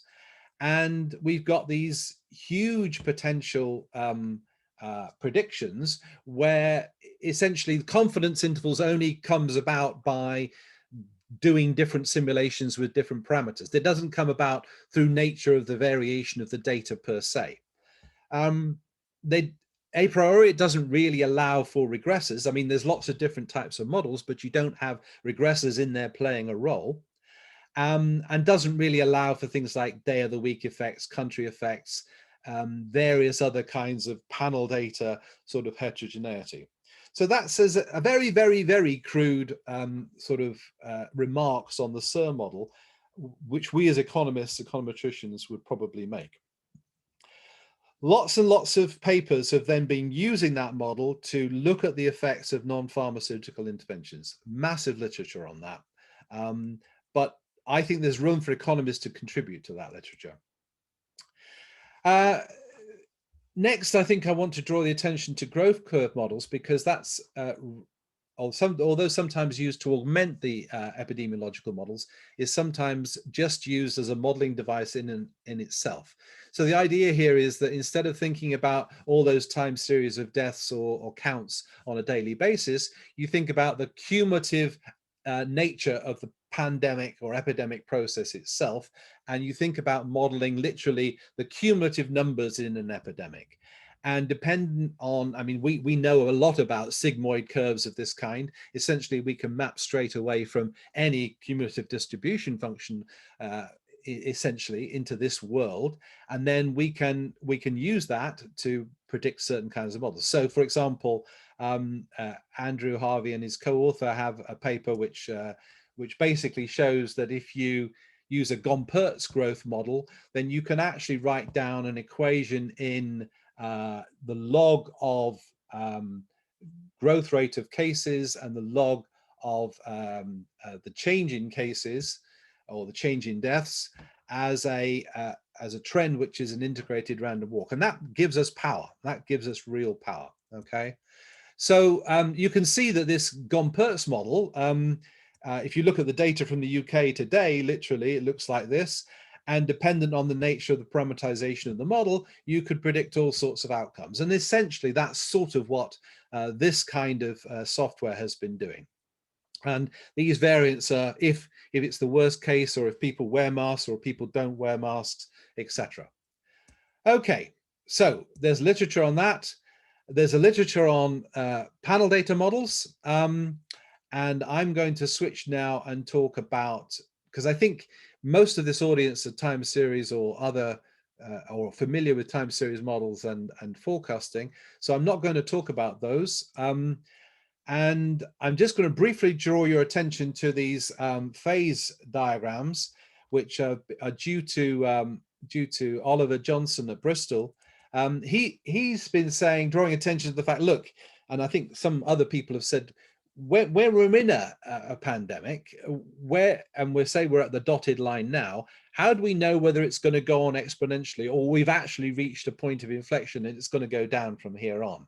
Okay, so if we start modeling things and just graphing things in terms of pairs of relationships in logarithmic terms, we can actually map out day by day a phase diagram. And that's what he's been doing. If you follow him on Twitter, you'll see he's been mapping a phase diagram, he calls them phase portraits, of English hospitalizations, where he's graphing full beds against daily admissions. And the advantage of this is you can quite clearly see that the dynamics of what's going on, when the pandemic is increasing, when it's falling away, when it's got to some sort of turning point, and so on. Okay, so now I realize I'm running out of time. So what I want to do is to just say, look, what I thought about was judging these different potential very crude taxonomy of models by a whole bunch of things I would like. Can you retrieve the R number? Does it cope with 2 or more waves? Can you model turning points? Does it allow for conditioning regressors? Does it tell you a way of mapping and estimating parameters of non-pharmaceutical interventions? Can you use panel data on it? Can you be flexible about lag-dependent variables and lagged exogenous variables? Does it circumvent non-stationarity problems? Can you handle locational considerations and spatial heterogeneity? Does it allow you to deal with behavioral modeling and endogeneity? Does it enable you to do short-run prediction? And can you does it require parametric model restrictions? So I've got 14 criteria. You could probably think of lots of others, but I just wanted a sort of a traffic lights, okay, to say what I think these models, so the criteria are up the top, 1 to 14, and the very basic taxonomy is down the left-hand side in terms of thinking about these different models, what's good at what and what's not quite so good at modeling things. And you can see that if you cast your eye from left to right, that quite clearly some models have certain advantages, but there are complementarities. And I think this probably brings me to what I think of as a central message, which is we as economists responsible for some of these models and the epidemiologists responsible for other models. I think there's a real complementarity between us, and some of the things we do can probably add to our understanding of this thing and our modeling. So my conclusion is, and I'm sort of just about there in terms of time, although I rushed through the last bit, I apologize for that. My conclusion is that we face real problems in terms of measurement error, endogeneity, stationarity, non-linearities, multiple waves. I mean, just the problems of modeling all these non-linearities over time, multiple waves, cross-section dependence from networks and spatial aggregation and behavioral responses. But I think as economists, applied econometricians, we've been thinking about all this. And so I do think we've got something to add in a complementary way to the SEIR models of the epidemiologists. And I suggest that we actually think about cross-validation studies where we basically say, let's take the same data from the same country and let's play around with all these different models to see how different they are in terms of their conclusions and what we can say. And finally, I'll leave you with this thought. Really, my view is that there should be econometricians and economists and health professionals on stage. It shouldn't be completely dominated by epidemiologists. They have something to learn from us too. That's probably too controversial, but never mind. Okay, that's my conclusion. That's a great note to end on. We have 15 minutes until we start the next session. So we can grab a few questions, but let's keep it short and to the point so everybody can have a cup of coffee or gin and tonic as the case may be. And are there any questions for Peter? No? Okay. I take, oh, no. Andrew Harvey has a question. Could you unmute yourself, Andrew? Go ahead. Oh, right. Thank you, Peter. That was a great and very comprehensive review of all the various things. Obviously, provided a nice advert for what I'm doing a bit later, so I won't touch on any of that. I think the question I had was regarding the SIR mechanistic models, or whatever you want to call them, and the more statistical models, and whether you see any hope of these two groups getting together. And this question is partly motivated by the fact that in macro, for example, there do still seem to be two different tribes, the DGSE people and the econometricians who do various odds and ends. And I'm not sure they really talk to each other a great deal. So do you see much hope on us talking to the epidemiologists where the gap might be even bigger? Yeah, I remain cautiously optimistic. I think I don't know if you've been reading the IMHE study from America, but there's got quite a long technical appendix where they say what they've been doing. Essentially, it's an SEIR model, but what they seem to be doing is separately modeling different components of this, which with growth curve analysis or other things too. So they seem to be saying, we're going to take a mixed approach to this. And one or two of the latest things I've seen are saying, we're going to graft on machine learning to tell us what the specification should be, or some kind of a Bayesian updating model revise in the light of data to actually really learn from each other. And I think that's very encouraging. So I'm cautiously optimistic that there will be a much better dialogue between different fields, and hopefully people will pay attention to the excellent work you've been doing. Yeah. Okay, great. Could I ask Miriam Scaglione, please? You had a question? No, excuse me. It was just okay. clapping. Excuse me. It was no worries. That's fine. Tony, did you have a question? It's sort of a response, which is the problem of modeling COVID and the macroeconomy, is going to confront the profession in exactly the same way as just modeling the macroeconomy has, and you'll almost necessarily, because there will be different purposes for the model, you'll end up with a spectrum from the entirely atheoretical, well, in the sense of being, unrestrictive from the point of view of economic theory, to the spectrum of being, completely restrictive.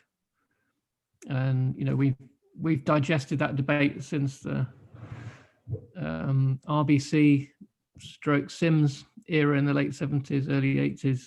And you're totally right, Tony. I think that there are great analogies between literally, I mean, this is why I spent all of my career doing sort of micro data, because I never really believed in macro, and I never really believed in sort of macro models, as it were, because in some sense there's a real analogy between the SEIR models and our macro models, in the sense that yes, we do take data to inform us, and we typically do estimate it, but we then simulate based on parameters we've estimated typically, and so there is a real analogy. So actually, I must confess I've got quite a bit more interested in the extent to which we can learn from what we did in macro modeling to influence the way in which we might think about helping to model this, for sure.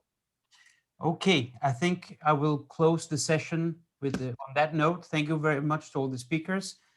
We take a 10-minute break, and then we'll start again, and Miltos will be taking over. So yep, I will. Yeah, so see you all in 10 minutes then. In 10 minutes. Thank you. See you. Bye-bye.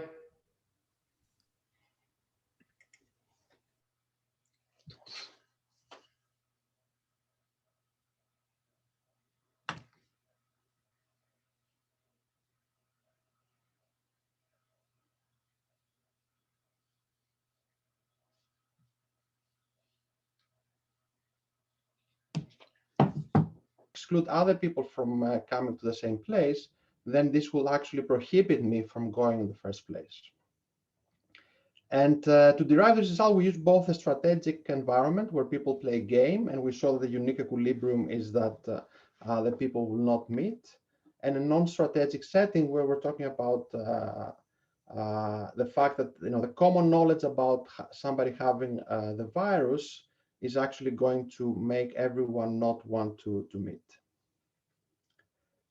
So in terms of policy suggestions, so obviously this is very preliminary. So it's about trying to identify socially connected groups such as friends or colleagues or neighbors, test them on a regular basis, and announce positive and negative outcomes within the group without revealing those who are infected, and then allowing the incentives and the social proximity of these groups to leverage, so that they decide what to do and essentially decide not to meet. Okay, so obviously there's a very big literature on on epidemiology and economics. As I'm gonna use the static version of the standard SER epidemiology model. Obviously, the SER model is sort of mechanic, because it does not have anything to do about optimality or about incentives. And essentially, a big work of the economists are essentially to put all of this machinery that we know from other economic models into this epidemiology model. And so Flavio is one of the pioneers in this literature. He has extended these models in previous years by introducing this endogenous social distancing. And so Macris also has a couple of papers allowing for risk heterogeneity and also calibrating the model. And obviously there's as I said, there's a big literature, so there's no point trying to summarize this. However, I want to talk about two specific things that sort of are related to my paper. So the first thing is that the issue about group testing is not a new idea. It comes at least from Dorfman in the 40s. So group testing has been used in detecting many viruses like hepatitis or HIV or syphilis. And recently, there are a few papers by Gollier and Gossen who are trying to sort of advance this idea of group testing. So this paper actually tries to provide some application where they show that group testing is actually more effective in many respects. And now the tool that I'm using, that I'm trying to get from the economic literature, is what are called the no-trade theorems, which are discussed by Oman, Milgram, Stocky, and Giannakopoulos. And essentially, I'm going to translate these no-trade theorems into a no-meeting theorems. So essentially, I'm going to try to derive conditions under which the individuals will optimally decide not to meet, given the information they have about who has the virus. Okay, so let's go to the model. So obviously there's some formalities. I'm not going to go over them. I'm going to try to describe most of it through graphs. So we have a set of humans or agents, and an agent can be either susceptible, infected, or recovered. So this is the sort of the SER model. This is a static version of the model, though. There's nothing dynamic here, although we could easily make it into a dynamic model. The important thing here is that agents are uncertain about their condition or the condition of others. Okay, so you may have some private information about whether you're infected or recovered or susceptible. You may have some information about the information of others, and so on. So the uncertainty is described by a state space, and the state space is going to essentially provide an answer to the question of what is the condition of every agent in the group. Okay, so this is just an example. So you have a population of 2 people, and there are 9 states. So for example, in state 1, agent 1 is susceptible and agent 2 is infected. So this is the SI state. And so this means that, if these people meet, then the first agent is going to get infected, right? Because he's susceptible to infection. The other person has the virus, so this is going to be transmitted. if we look at the last state, so this is the case where both are susceptible, if these two people decide to meet, then there's going to be no transmission of the virus, right? Because nobody has it. Okay, so these are all the possibilities. Obviously, if we have many more people, then the state space expands, right? Because every state has to describe one condition for its individual. Now we're going to assume that each agent has some private information about his state and that of others. And this, as we model this in economics, is by using a partition. So we partition the state space, and an element in the partition is going to tell you exactly which states you consider possible when one of these states is true. And so I'm going to give this to you in a graph now. Another thing that is also very common in economics is we're talking about probability distributions. So essentially, we assume now that agents share a common probability distribution P over the set of states, right? So ex ante, so in a previous period, before you know what is your private information, you consider that state omega is going to occur with probability P of omega. Once you receive your information, you're going to update your beliefs using the Bayes rule. Okay, so this is sort of a very simple example. Again, we have the same set of states, the 9 states, and we also have the ex ante probabilities. So, for example, the state Si is going to happen with probability 0.1, Is is going to happen with probability 0.2. So these have to add up to 1. But when state Si occurs, agent 1 is going to be informed that one of these the first 3 states is going to be true, right? So so I group them using the red color. If SR happens, which is the 4th state, then agent 1 is informed that either SR or RR are going to be true, right? So this is how we model private information. Agent 2 has a different partition. He only has 2 elements, the green element and the orange element. So when a state happens, he is informed that one element in that partition is going to happen. And now he's going to update his beliefs using Bayes rule. So the numbers there is essentially the posterior probabilities given the private information.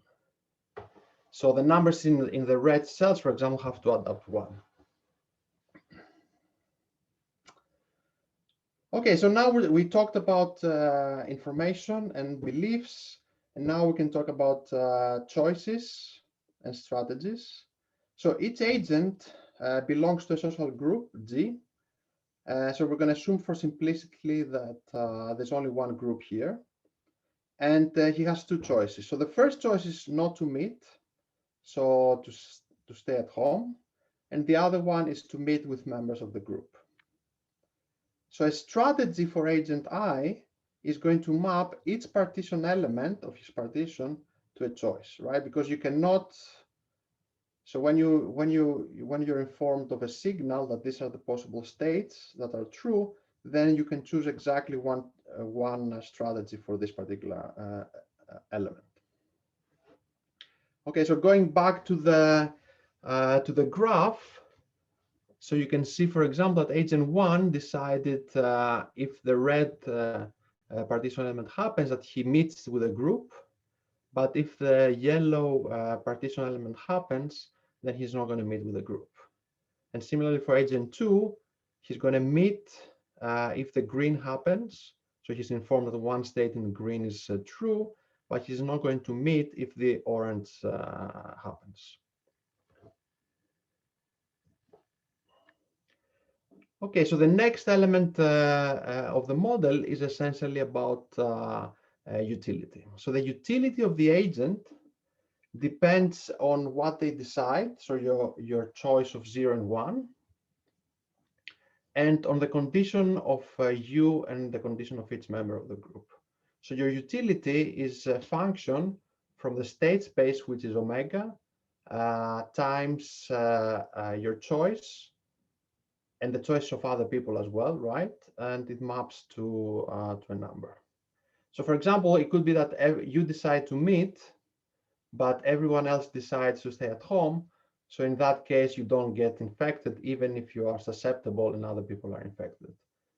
Okay, on the other hand, for example, you could decide not to meet. So in that case, whatever the other people are doing and whatever their condition is, you're not going to get infected. So in this model, we're going to normalize the agent's utility to be 0 from not meeting with a group, irrespective of what everyone else is doing. Okay, so essentially, this is a game or a situation where you have the ability, if you stay at home, to completely neutralize the effect of everyone else on your utility. Okay, so here's an example again. So again, we have a group of 2 people. And so this is a very simple case because there are only 2 outcomes, right? Either the group is going to meet because both decide to meet, or the group does not meet because one of the 2 says that I'm staying at home. So the utility, so in the parentheses, you have 2 numbers. So the utility of agent 1 is the first number, and the utility of agent 2 is the second number. So in the case where the group does not meet, it means that everyone is getting a utility of 0. If the group meets, now in this particular example, you see, for example, that in the first state, agent 1 is going to get a negative utility because he's going to meet with the other person who is infected, and he's going to get the virus, so he's going to get, presumably, he's going to be worse off than if he had stayed at home. And similarly for the IS state, so agent 2 is now going to be infected, so he's going to get the negative utility. Now, in the case of II, so the way I have done it is that they both get a negative utility, but this is just an example. I mean, somebody could say that if both are infected, maybe they have different strains, and so still it may not be a good idea for you to meet. But for all the other cases, these are the cases where there's no transmission of the virus, so people have positive utility, right? So this is scaling, and essentially you can think of this, of the utility in the second situation where the group meets, as what is the effect from the 0, right? So the 0 is sort of the initial phase, which is your utility if you stay at home. And the way to think about this is that by meeting, essentially because you're maybe friends or work colleagues, you have a positive effect, but then if you actually get the virus, you're going to get a negative effect, and this is going to be the dominant one. Okay, so now the question is, how do agents decide to meet or not to meet? Right, so agent I is going to choose to meet if, conditional on his information about the actions and the conditions of others, his expected utility is going to be higher than 0. Right, so this is standard, and again, this is an example. So we have, so the first line says that the group does not meet, so we have 0.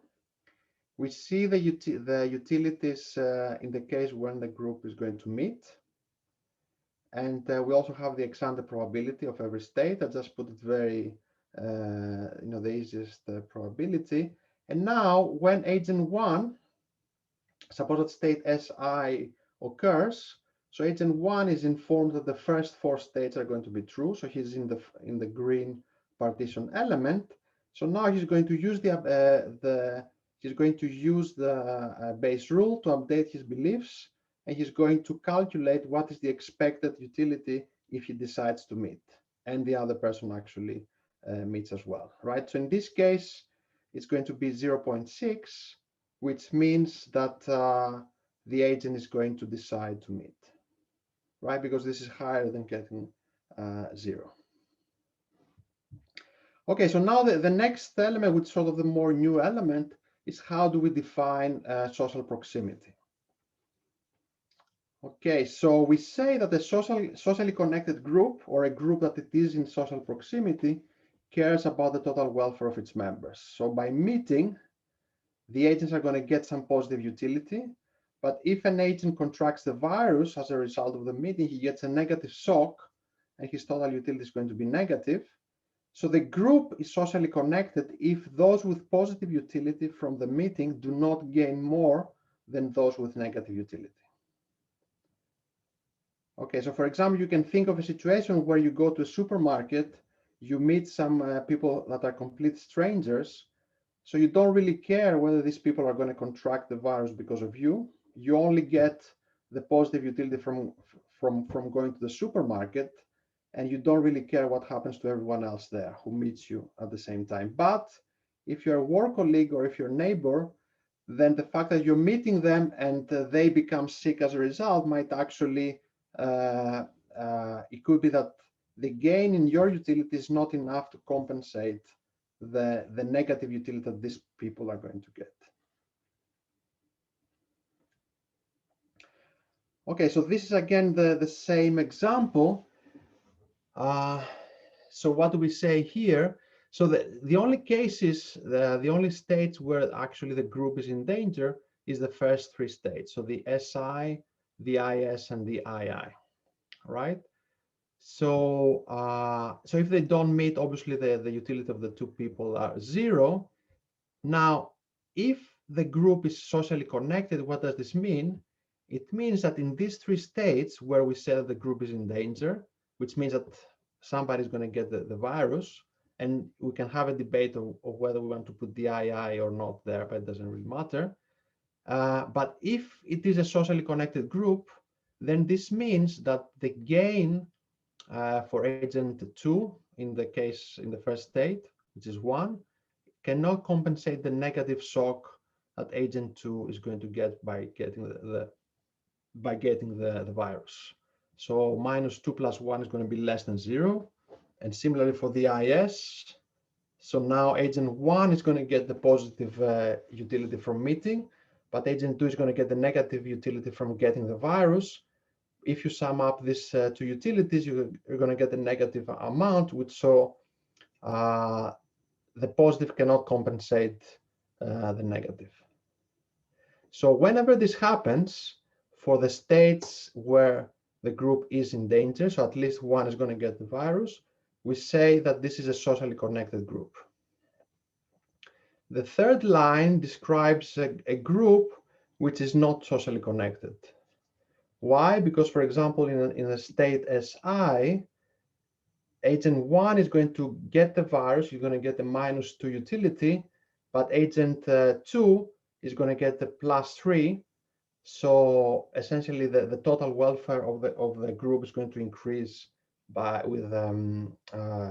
meeting, right? So this could be the situation of a supermarket where agent 2 doesn't really care what happens about to agent 1. So his positive shock is greater than the negative shock to agent 1.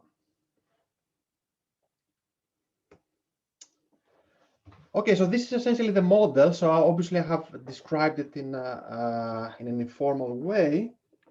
So now the question is whether we can agree to meet. So we say that D is a set of states or an event that the group is in danger, right? So these are all the states where at least one is infected and actually somebody is going to be susceptible. So this means that if the group meets, then at least one is going to get the virus. So the authorities are going to perform a group test, and suppose that it turns out to be positive, then there's going to be, so which means that there's at least one that is infected. So they announce this within the group, so it becomes common knowledge that the group is in danger, right? So now everyone knows that there's at least one infected and at least one susceptible. And I know that everyone knows it, and I know that everyone knows that everyone knows it, and so on. So will the group agree to meet in this case? And the theorem says this is not going to happen, right? So if it is the case that in all states in D, so D is the danger situation where the group is in danger, if it is common knowledge that the group is in danger, and we have a socially connected group, right, which is the condition I was talking to you about before, then the group cannot agree to meet at any state in D. Okay, so this means that we cannot be common knowledge that we are in danger, we care about each other, and at the same time we agree to meet. Okay, so so just a few points to try to sort of disentangle this this theorem. So the theorem requires that the group is always informed that it is in danger, right? So this has to be that whenever the group is in danger, then the group is informed that it is in danger, right? So from a practical point of view, this means that you need to have frequent group tests, right? So you need to always inform the group whether it is in danger or it is not in danger. The other important thing is that the identity of the infected people are not revealed. Because if it was revealed, then the remaining group could actually tell them that they should self-isolate. So then the remaining people could actually decide to meet. The fourth point is that we only examine whether the group can unanimously agree to meet, right? So this is the case. So that what we are asking is it possible that the group as a whole decides that they're able to meet? So for example, do they vote to open a workplace so that they go there and they meet? A sort of a proxy of this decision is that if we assume, as in a workplace, that anybody can go there, then the fact that, because it could be the case that two people out of a group of 20 people, they know that these two themselves, they do not have the virus. So for them, they have an incentive to meet, right?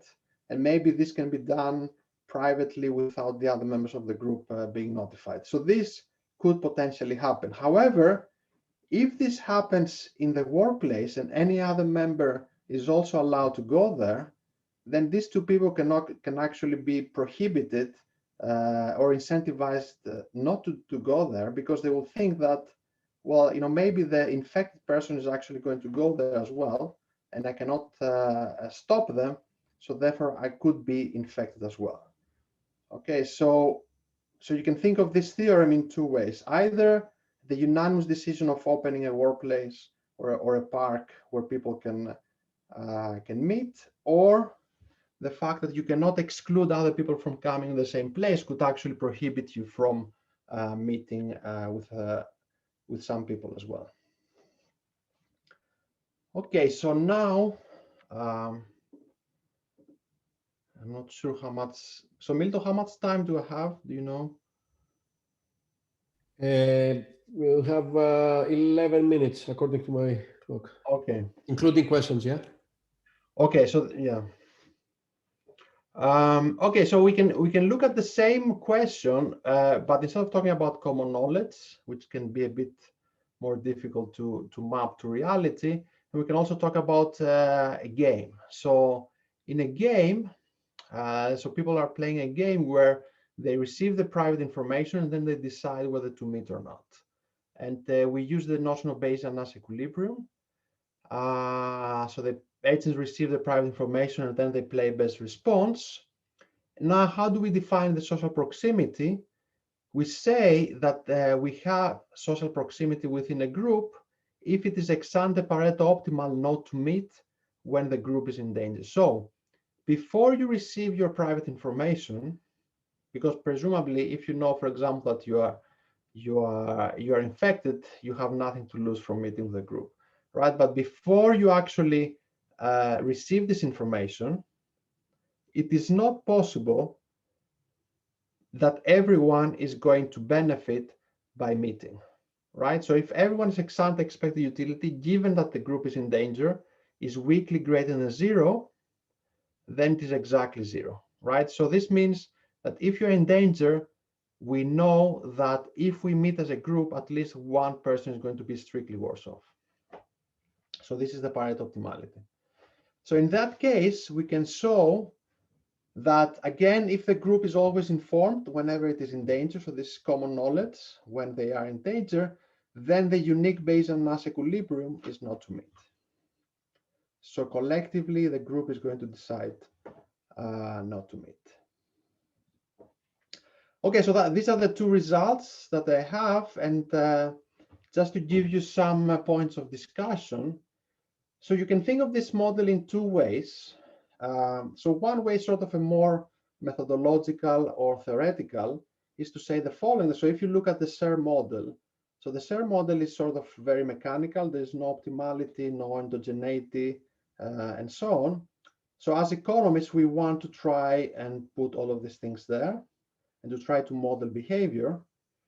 However, if you actually want to model endogenous social distancing, the question is, why would sophisticated and rational people choose to meet when they have information about somebody having the virus, right? So this is very similar to the question of why there's trade in financial trading models, right? So in the same way that papers that talk about financial trading need to address the no trade theorems, and you can solve these problems in many different ways, in some sense, you can think of models of endogenous social distancing that they need to think or try to address the issue of the no meet theorem. So why would actually people try to meet? So this is the one sort of strand, and the other one is sort of the more applied or more, let's say, policy-oriented discussion, which is the fact that group testing can act as a complementary tool in trying to fight this pandemic. So we know that it scales fast. We can regularly test a big part of the population. So this is a good thing. So this paper sort of argues that if we select groups carefully, then by leveraging incentives and social proximity, we can induce individuals to limit their contacts when there are positive cases. So this can have an added benefit in this policy. So how do we do that? Essentially identify groups that are socially connected, you test them regularly, you announce both the positive and the negative results, you do not reveal the identity of the people that actually have the virus. And by letting the incentives take effect, then they are going to, people are going to optimally decide not to meet and essentially practice social distancing. Okay, so then, so I think that's the end of my presentation. Thank you, Spiros. Any questions? I have one, but I'll wait to see if anyone else is.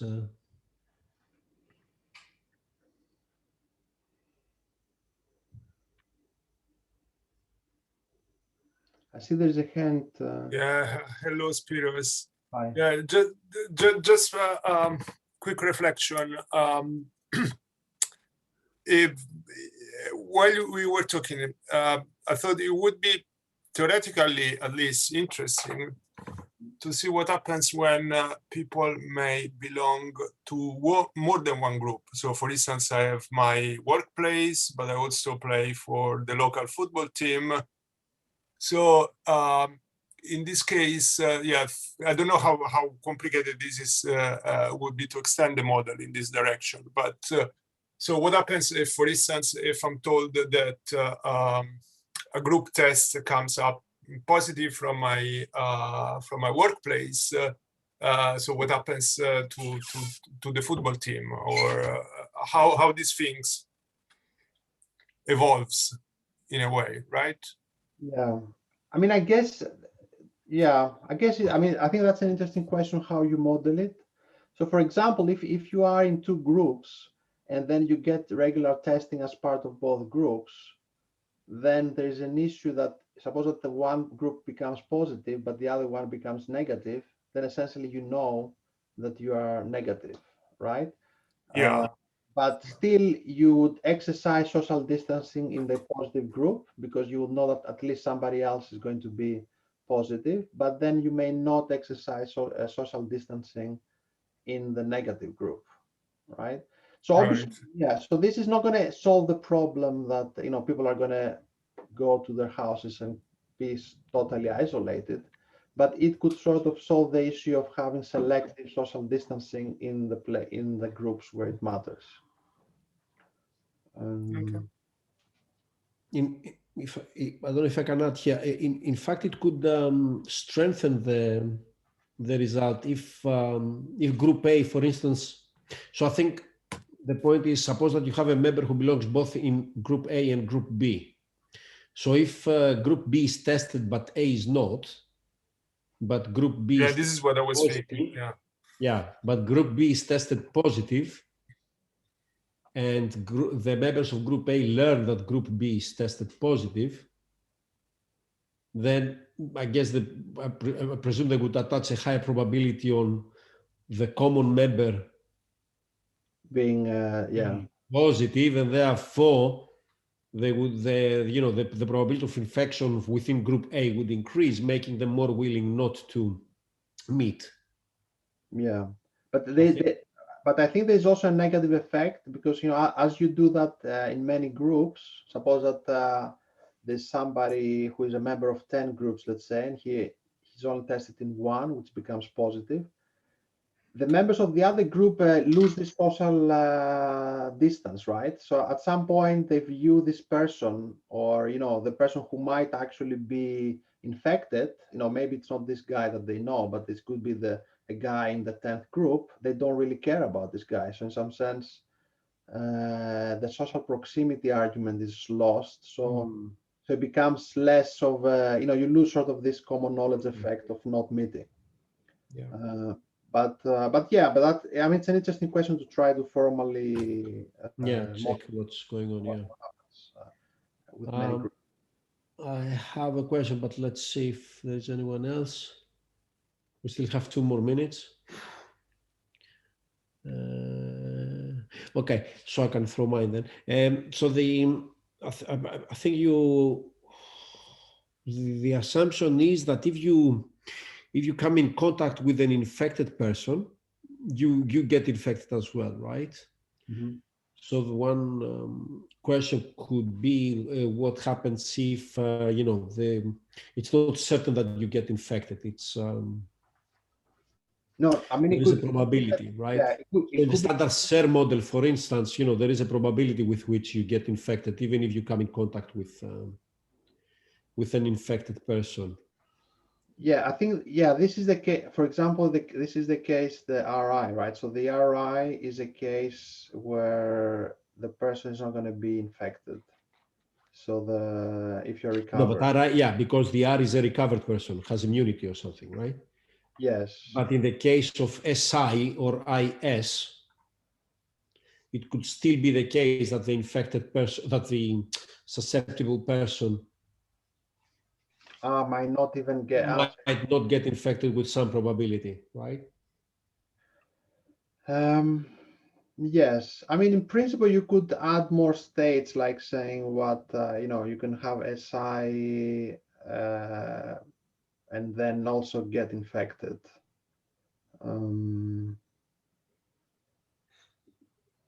So you may think of SI as the situation where you actually get infected when you meet with a group. So yes, and then have another case where you meet with an infected person, but still you don't get infected. Yeah. Yes, I think you could probably do that. Yeah. Yeah. Do you have a guess as to how would this affect the? I mean, I think it only matters in terms of utility, right? So how you model it. I mean, the only thing that matters from the technical point of view is that whenever you're informed that you're in danger, then the total welfare of the group is going to be less than if they did not meet, right? So this could be because somebody's actually going to get infected, or because there's a high probability that somebody's going to get infected. So I think that's sort of the crucial issue. So then the question becomes whether this social connectedness property is valid or strong enough when there is a probability that I don't get infected by the person that has it, right? Yeah, so I mean, I guess if the probability of getting infected is really low, even if you meet infected persons, then even if you care about these people a lot, you don't, you think it's a really remote event, so then you're not socially connected from that point. Exactly. Okay, thanks a lot, Firos. Let's move to the next talk then.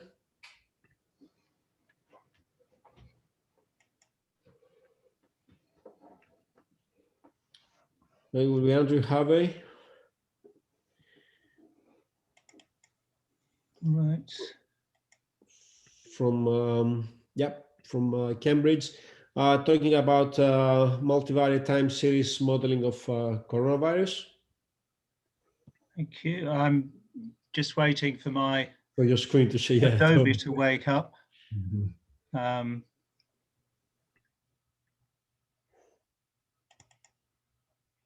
Which it has done. So.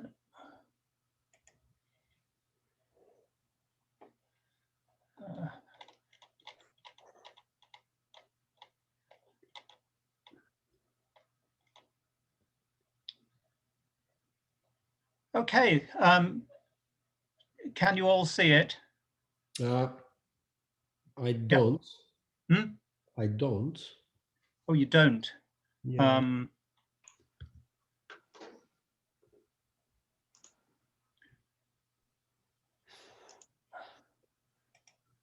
I don't know about the rest, but I don't. No, not yet.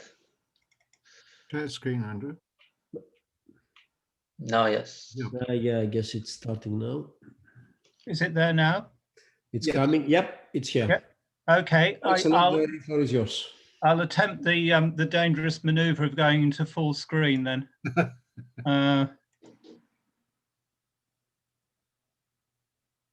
Okay. Perfect. I think that's okay, yes? Yes, it is. Fantastic. Okay, well, that's the hardest part of the talk. So I'm going to talk about time series models that we've been using. And I'll first of all just sketch out what the time series models are trying to do.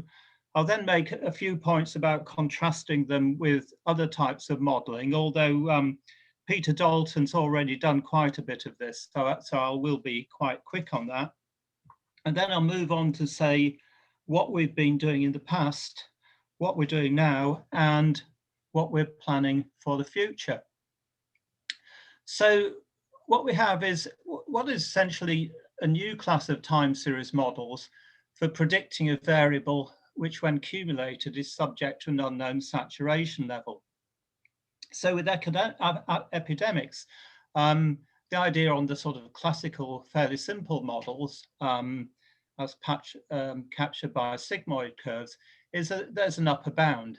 Either everybody gets it or they die or whatever, but that's what happens. These kind of things are also relevant in other areas. I mean, I did something a long time ago on looking at sales of a new product where you might get a saturation level where everybody's more or less got them. So they are relevant for other disciplines. But back to epidemics, what we're trying to do here is making nowcasts and forecasts of the daily number of cases, total number of cases, and we can also get out the dreaded R, the instantaneous reproduction number. That comes out pretty much as a byproduct. It's classical statistics. Estimation is by maximum likelihood, and we can check the goodness of fit with standard statistical procedures. So we'll start off with univariate models, and then we'll look at multivariate models. So I'll be very brief on this. Most of the forecasts, as Peter said, initially were made by these, what we call semi-mechanistic Bayesian hierarchical models. They can be quite complicated based on a number of differential equations, and they're simulated with particular values in there, and they see what happens with different values. It's always a bit tricky to know exactly where the sensitivity is, what's actually driving the results they're getting. And there's a similarity there sometimes with what's done in economics with some of the macro models. This is just quoting from Frank Diebel's blog. Frank is an econometrician at the University of Pennsylvania, and he's having a go here at some of the more complicated models and saying, well, you can often do just as well by fairly simple time series models. So I quote it here because he says nice things about the paper that Paul and I wrote. I'd make a few caveats on what Frank said. I think you need to distinguish between what I call mindless reduced form models like VARs and ARMAs and machine learning, and more informed time series models like vector error correction models, which take account of the fact that there might be equilibrium relationships between series, and what I've called structural time series models, which are based on unobserved components. You can interpret data in different ways, and the message that you extract from data really has to pay some attention to and respect prior basic knowledge. So when we're modeling the epidemics, we have some idea that there might be an upper bound there. It's also true that with the time series models, we can help with counterfactuals and policy evaluations. And that's something I'm going to be doing later in the talk. There's a limit to what we can do. I mean, if there's very complex feedbacks, the very simple time series models can't do that. So the papers we've got, Paul and I started on this work very early. So Paul Catterman is at the Judge Business School in Cambridge, and he's also my colleague in the College of Corpus Christi in the Blessed Virgin Mary. And we got talking about these things just before lockdown, because Paul was doing work for the East of England Public Health Authority. And so we started thinking about how best to model things. And the first paper was published in the summer of 2020. We then moved on just to look at R and how you would actually get R out of these models. So we learned probably a lot more than we really want to about how to calculate R using epidemiological models. But the results of our deliberations are in this second paper. I'd then been thinking about control groups. It's something I'd done very recently in a completely different context. And I wanted to think about how one might apply the kinds of modeling that we've been doing for epidemics to looking at things like policy assessment, and most particularly the Swedish case.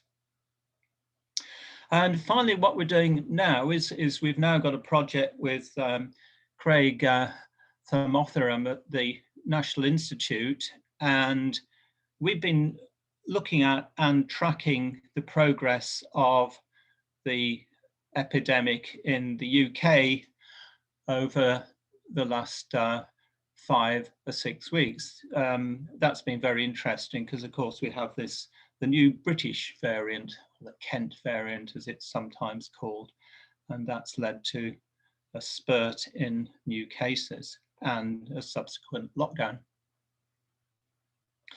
So the whole range of forecasting and policy issues we want to look at. Effect of the first lockdown, I'll look at that very briefly. That's something Paul and I did in the first paper. Other things which are on the menu to look at are what dine out in August, what effect did that have, what's the impact of the vaccine. In terms of multivariate modeling, there's issues like using Italy as a leading indicator for the UK in the early part of the epidemic. And then moving on from that, using similar techniques, how can you use new cases as a leading indicator for deaths, or maybe excess deaths and hospital admissions?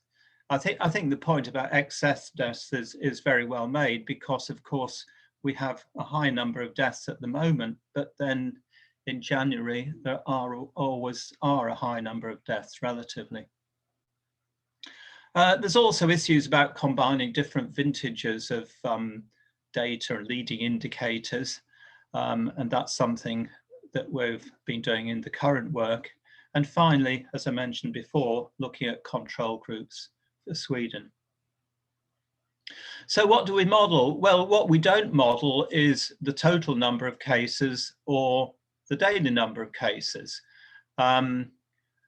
We model the log of the growth rate of the daily number of cases. I mean, that's basically the log of the daily number of cases minus the log of the total number. And the reason for doing that is that when you look at the classical growth curve theory, sigmoids, and in particular, when you look at the Gompertz growth curve, it goes down in a downward deterministic time trend. And some people initially tried doing that, but of course they soon came unstuck on it. And the reason is because it doesn't necessarily keep going down, it comes up again, as we know. So in order to deal with the movements in the trend, we change that deterministic trend to a stochastic trend. So a standard technique that we use in econometrics for trend plus error models, and more generally trend plus error plus cycle plus seasonal models. So we take the log of this growth rate,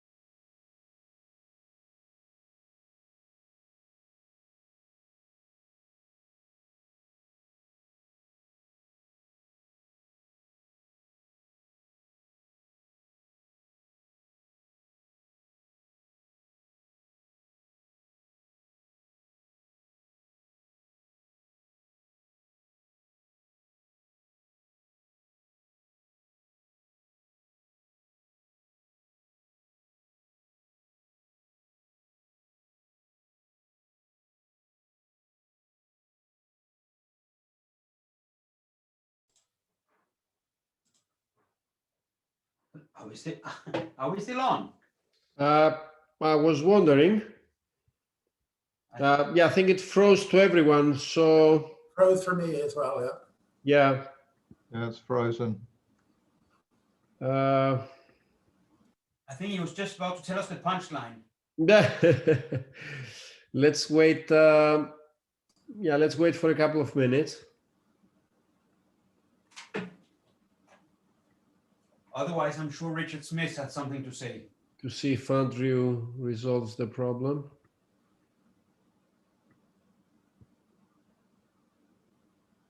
Or a co-author might jump in.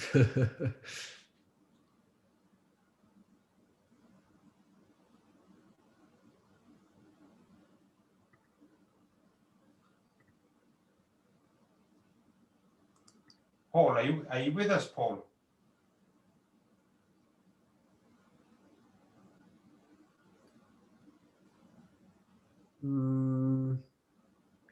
Checking the participants. Yeah, Paul should be here, but Andrew, I don't see. Yeah, I don't see Andrew being. I don't even know that he's not. Yeah, so most probably he has a connection problem. Yeah, let's give him a couple of minutes in case he had to reboot or something. Yeah. Yeah.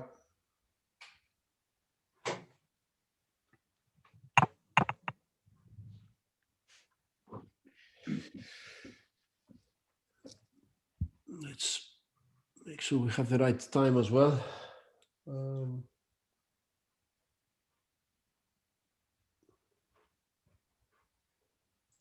Got a point for discussion. Bit unfair to raise it with Andrew not We're here. only 15 minutes into it, right? Yeah, exactly. So let's.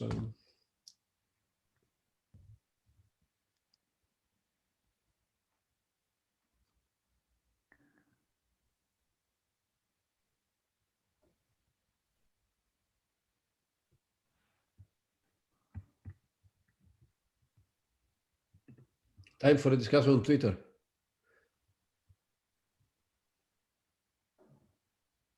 Is there anyone who can talk, or can we do some questions? Well, yeah, I guess we should wait a couple of minutes more, because rebooting would take a few minutes just to. So. Does anyone have his number? Phone call or a number?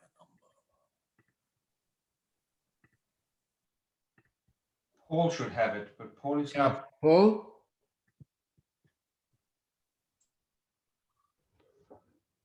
You could email him. Has somebody done that?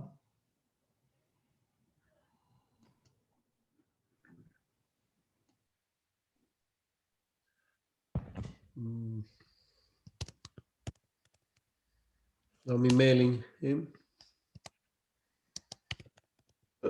So I was just reading a story about the professor in Singapore who was talking for 2 hours mute, and there were 20 students who waited for 2 hours so they can tell him at the end.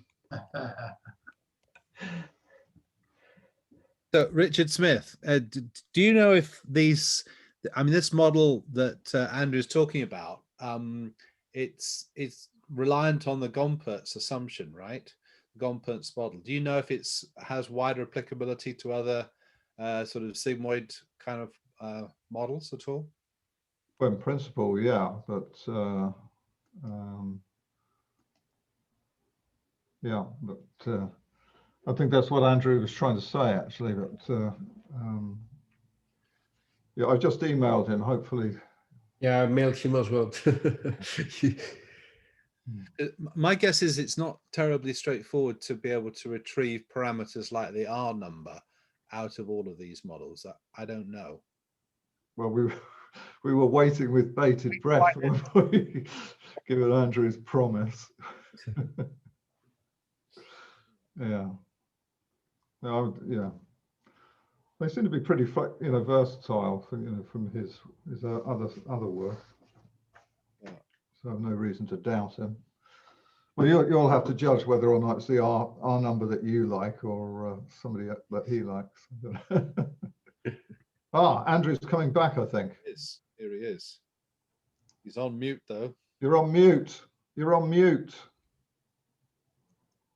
Hello. Right. Hey, welcome back. Okay.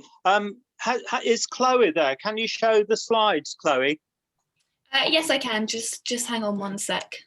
Yeah, my internet's gone down, so I'm using the iPhone instead.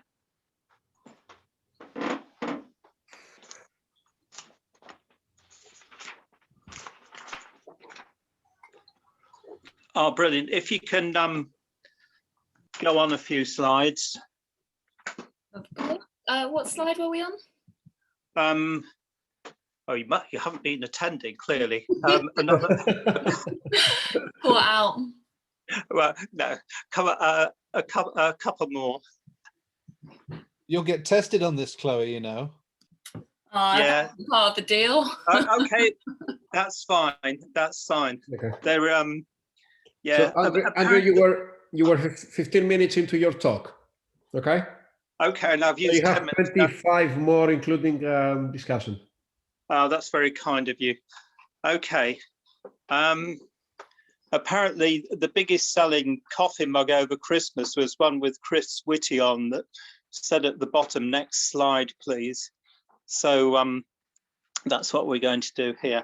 Okay, so what's happening here is we've got the you've got the growth rate, you've got the slope changing over time, and so it's done by an integrated random walk. So having that I2 model is very, very important for the flexibility. Okay, next slide, please, Chloe.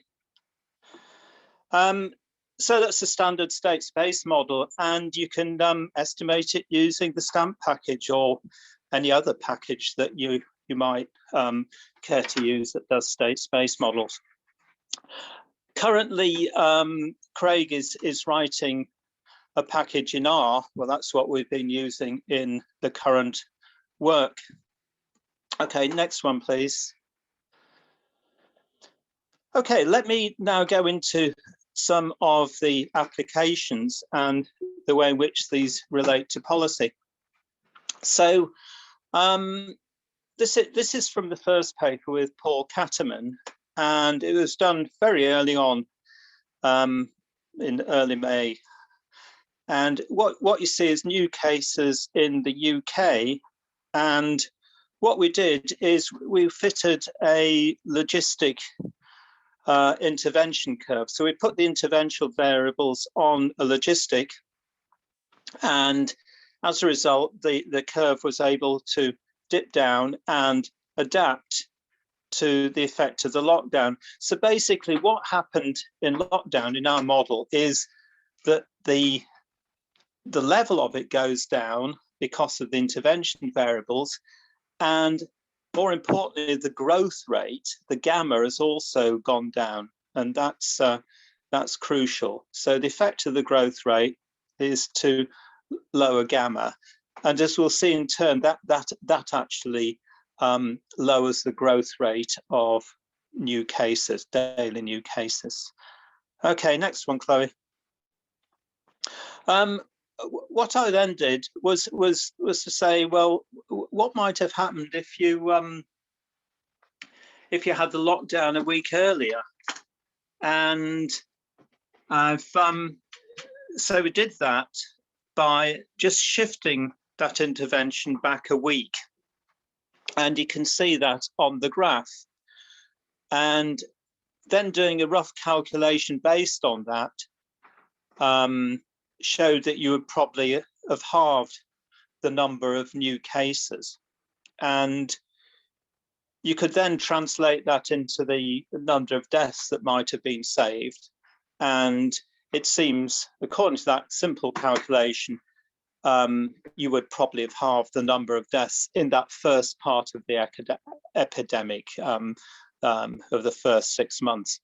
Interestingly enough, a similar figure was produced by Neil Ferguson.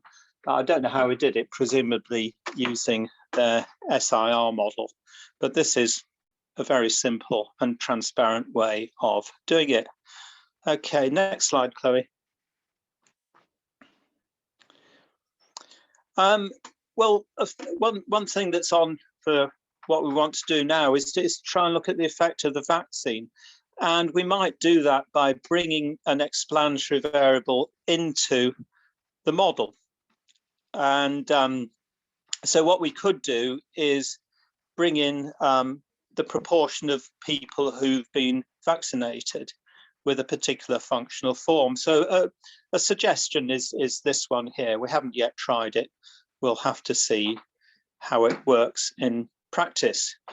It may turn out to be quite difficult to tease out the effect of the vaccine from other measures, but we will have a go. Okay, next one.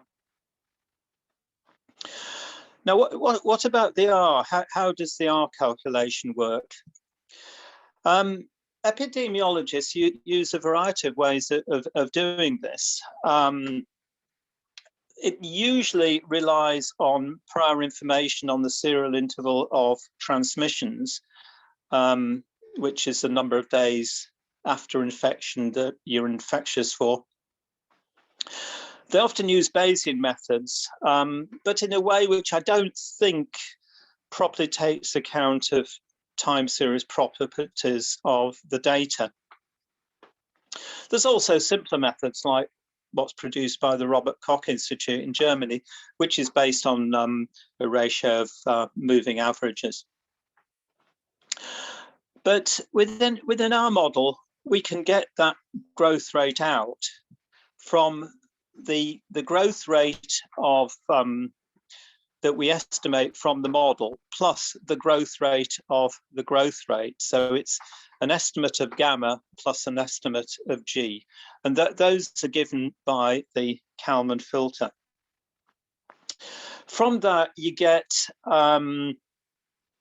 you get an estimate of the growth rate of the daily numbers. And that, in fact, then feeds straight into a little formula that will straight away give you the R number. You have to make just one assumption about what's called the generation interval. Okay, next one. Now, let me now look at what we're doing at the moment. We're in the work with Craig at the National Institute. We're taking data from Public Health England, and we're looking at that. And for new cases, there's two sources of data. One is a published figure, and the other is based on the date of the specimen. And the specimen dated one is probably more accurate, but it's subject to big revisions at the beginning. So if you're at time t, you don't really get decent data till t-3. So the question is, are you better using published for specimen, or can you do a combination of the two? Okay, let's first of all look at the using published and specimen in a univariate model, and then we'll move to see how we might combine them. Okay, next slide. Well, these are estimates from univariate models, and what we've done in this slide here is to compare our estimates of the R numbers with those produced by SAGE. So SAGE meet every now and then, and I think every week, and they get together all the estimates of R based on the models, which are most of these semi-mechanistic models, and they have an upper bound and a lower bound, and that's what you can see in the graph. With the red line is the upper bound, obviously, and the blue dotted one is the lower bound. And then you've got our estimates, which are these vertical bars. The what we've got is plus or minus 1 standard deviation. So we're giving genuine confidence intervals here, or credible intervals, if you prefer, whereas what SAGE is giving is the difference between the highest and the lowest estimates. Now, they get things from a variety of sources, and sometimes there may be delays in getting the information, whereas we can produce our estimates almost, well, immediately, as soon as we get the data in. And it's a very, very quick calculation. It takes a couple of seconds on the program, and that's what we get. And you can see from that graph that when you get into about a week or 10 days into January, we're actually getting the estimate of R down below 1, whereas it takes them some time before their estimate of R gets down below 1. So they're about 2 weeks behind us, which is quite important, really. Okay, next slide. Okay, how might we combine published and specimen data?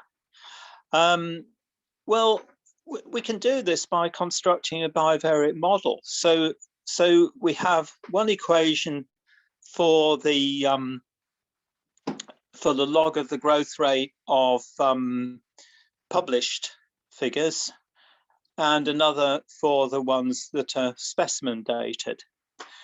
And what you have there is you have a common trend, that's the delta t. So it assumes they're on the same growth path. And then there might be deviations from that growth path, which are basically stationary. So we can estimate that model, and we can then make nightcasts and forecasts. Now, in principle, we could bring in other information, like informations from weekly surveys, because that's something we quite often do, particularly in macroeconomics, in bringing in information at different frequencies, data at different vintages, and so on. Okay, next slide, please. So here you see a forecast, and what we've got here is data up to the 18th. That means it was published on the 19th. So we got the figure for the published new cases, but we've only got decent data on the specimen dated cases up to the 15th. And it's the specimen dated data that's shown in blue. And then we've got the estimated common trend, which is estimated, of course, by pooling that data using both time series in a model. And then we've got the nowcast, which is the underlying level on the 18th, and then we're projecting ahead to give the forecasts. Next slide, please. Right, let me now look at some of the work on leading indicators, and I'm going to look at Italy and the UK, and I'm going to look at life and death in Florida. Next slide, please. So you remember I said that the point about taking the log G transformation, putting the data in that way, was that if you had a Gompertz curve, then you'd get a downward sloping straight line. And you can see in the early part of the epidemic, that's pretty much what's going on. There's a little bit of variation, but it's not too far from just steadily going down on a straight line.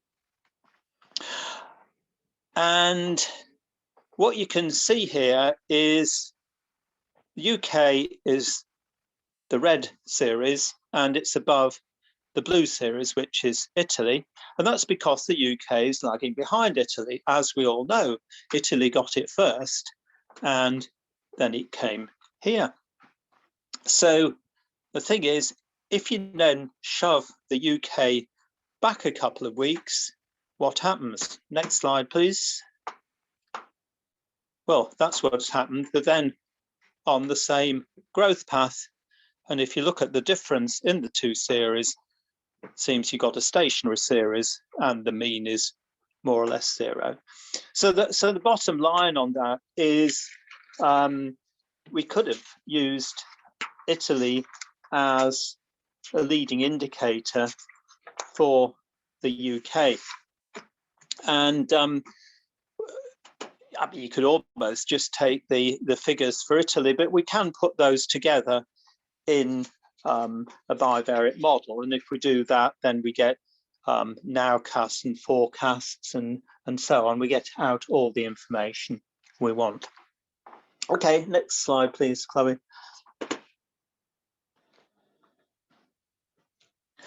Well, what about the Florida case? This is a bit trickier because what's going on here is that the two series, in fact, are not going to be on a balanced growth path. Next slide. So the question is how we do it. Well, we basically want to use new cases to try and get some idea of what deaths will be about in a couple of weeks time. So let's look at the data. Next slide. And you can see there the logs of the growth rates. They're called LDLs. To make that clear, I've taken 7-day moving averages. And the blue one is deaths and the red one is new cases. And you see the red one is peaking obviously before the blue one. So the red one starts to go down, but the blue one hasn't gone down. And if you were to just fit a simple univariate model to the blue one, it would still, the forecast would still be going up on that. Next slide. So this is the model, and we deal with that by, first of all, lagging the series on new cases, and then inserting a component that's a random walk. And the random walk is there to pick up the deviations from that common growth path. So next slide, please. And this is what happens. So the data here in Florida ends on the 20th of July, and it then we then are able to take we were able to push forward the cases data because of the lag. So we use the cases data up to August the 6th, and then we're able to make our forecasts for 2 weeks ahead, or a bit more than 2 weeks ahead, on the deaths. And you can see it's picking up the turning point because the deaths, the new cases have already started to go down. Okay, next slide. Now we can also use similar techniques to model the relationship between deaths and admissions, and it seems there might be about a 7-day lag, but that's work in progress. How long have I got, by the way? Hello? Sorry, I was talking and I forgot that I was muted. Sorry. Yeah. How long have I got? 7 more minutes, including questions. Okay. Thanks a lot. Yeah. Okay. Next slide, please.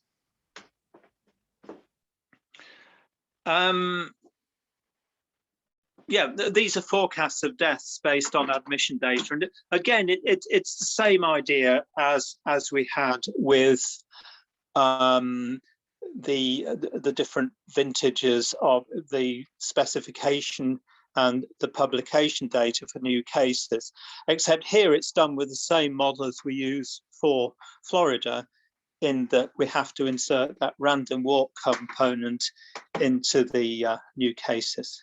Okay, next slide.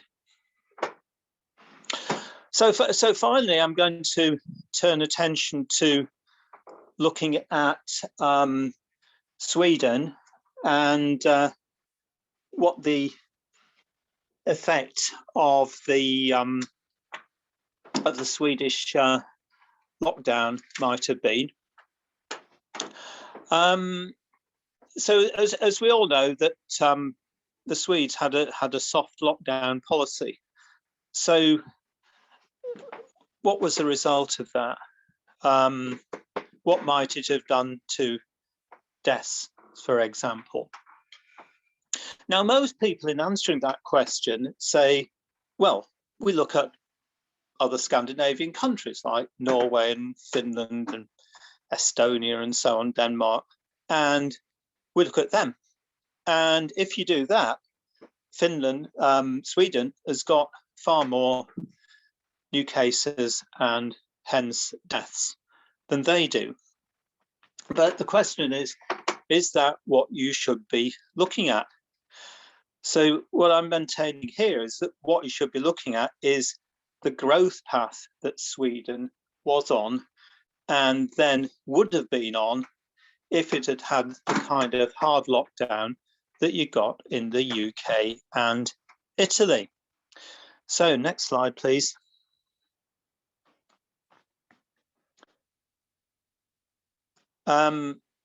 So we're looking at, I'm going to compare them with UK and Italy since we've done that, or Italy lagged 14 days. And I'm going to look at data from 18th of March to 22nd of July and compare those growth rates. And I'm going to do that by looking at the 7-day moving average. Otherwise, it's too cluttered up with the daily factors. I should say that these models can deal with the daily effect, but at the moment, I just want to get a visual impression of what's going on and get some rough idea from that. Okay, next slide, please. So this is the outcome. Sweden is blue, and the UK and Italy are the red and the green lines. And what you can see is actually, until towards the end of April, they're actually on the same growth path. Now, the UK lockdown came at the end of March, and the effect on new cases took place within a few weeks. But of course, the effect on deaths is more spread out. It's not quite so clear cut. So you don't get the clear downward movement that you got for new cases. And you do, if any, I mean, you get a bit of a downward movement, but it seems you also get a bit of a downward movement in Sweden, which is due to the fact that they did have measures in place. There were social distancing and so on.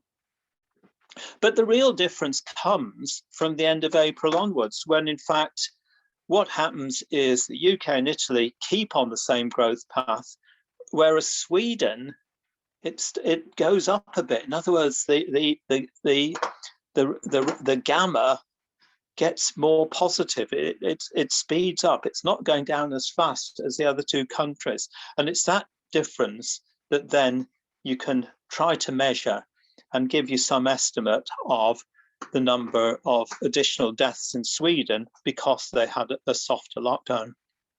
Okay, next slide. So the conclusion is there was perhaps 40 to 45% more deaths in Sweden than there might have been if it had had a harder lockdown. Next slide.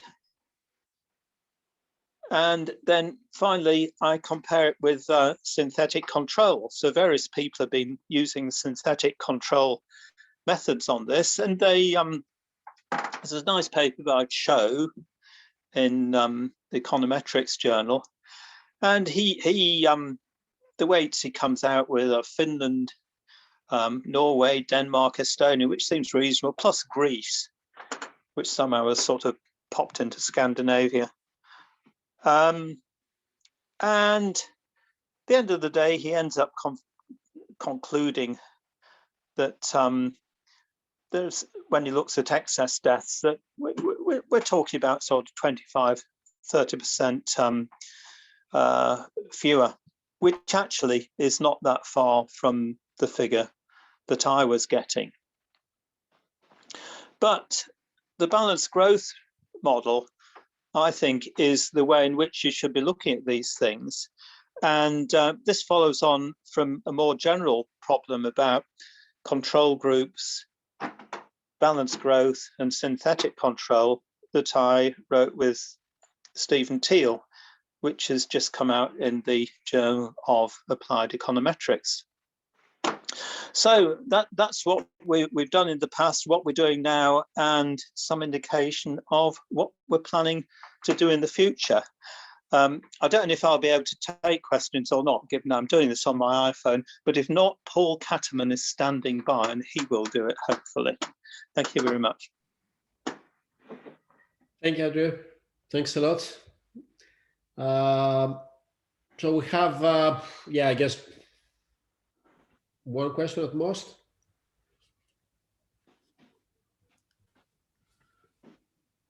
I should apologize. My Wi-Fi was flickering off and on as well. I was just totally, I had to cancel a class in the morning, and it's just some problem with Virgin Media in this area in Cambridge. Okay. Any questions? I can ask a question. Yep. So what were the features? So when you showed the two downward slopes of UK and Italy, and then the 14-day lag, obviously they're kind of like almost 1-for-1 in terms of their gradients. But what would happen if you were to do like Germany or a country that, like, what are the features that made Italy and the UK so comparable when you do that transformation, as opposed to other countries that might have intervened earlier? I haven't done other countries apart from Sweden and actually Denmark, which I didn't show there. But it seems that if you adjust for the date when they actually do the lockdown, like I adjusted for Italy, then in fact a lot of them are pretty much on the same growth path for that early part of the epidemic, you know, until the summer, basically. And because they'd all implemented lockdown methods, they brought down the gamma, which feeds into the growth rate of new cases, and so they're on very, very similar time paths. Of course, once you get into the second phase, you know, after the summer, then you do start getting divergence, and you're getting new waves, and some countries getting wave and others not. So that then breaks down. But it just seems like you need like a relatively high starting point of deaths by the time you implement the lockdown in order to see that like pattern. Because I'm just wondering, like, because with Germany they had a lockdown even when they had like very few deaths, and you wouldn't. Am I right in saying that you wouldn't see that pattern before? That's absolutely right. I mean, we've got to have a reasonable number of deaths to do that. So Germany wasn't much use as far as that was concerned, and that's also the problem if you took somewhere like Finland or Norway. I mean, they've got very few deaths, so you can't do that log transformation because you get little numbers, if not zeros. Okay. Yeah. Thank you. So shall we move to the last talk for today? Chris Auld will talk about comparison of internet traffic measures of COVID-19 social distancing. Chris, can you share your screen?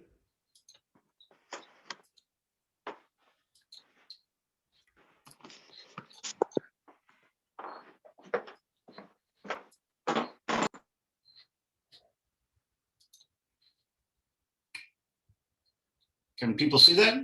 That's great. Yep. Thank you. Okay. Good morning, everybody. Okay. So I guess you're all tired. I'm not tired yet because it's not quite 9 a.m. here. I want to talk a little bit about some very preliminary research which is joint work with Flavio. And what we're interested in is seeing whether we can say anything about the consequences of the rollout of vaccines, which started in mid-December, on people's behavior related to social distancing. So why do we care about the effects of vaccination? Sorry, 1 second. I can't get rid of that.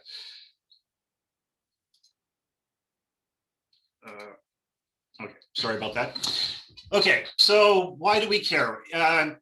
Vaccines are being rolled out, people's behavior might change in response. What difference does this make? So in other contexts, we might say, well, we're worried about releasing vaccines because maybe people will increase their behavior, which causes more transmissions, and that might more than offset the beneficial effect of the vaccines. So we have to worry about whether we should even roll out vaccines at all. I think that's clearly not the case here. It's obviously socially desirable, even in the presence of large behavioral changes, that we should release the vaccine against COVID-19. So even given that, though, I think it's interesting to look and see what effects the vaccination rollout is having. It's not clear how to think about it, or at least it's not clear to me how to think about it. Suppose we roll out vaccines and people reduce their social distancing. On the one hand, that's a bad thing, because as people reduce their social distancing, it will prolong the epidemic.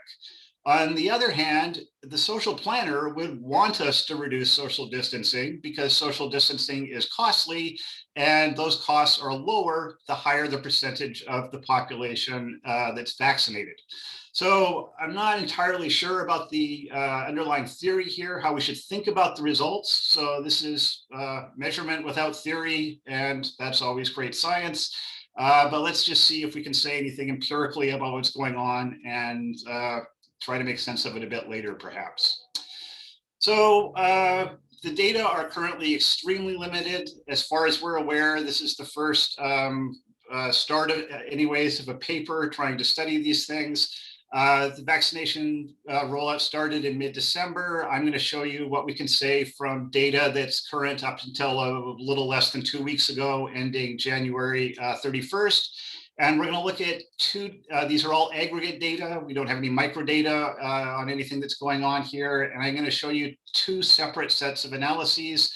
We're first going to look across countries at data aggregated at the country level, and then to provide a little robustness and maybe a little more homogeneity in what's going on, we're going to look across United States states.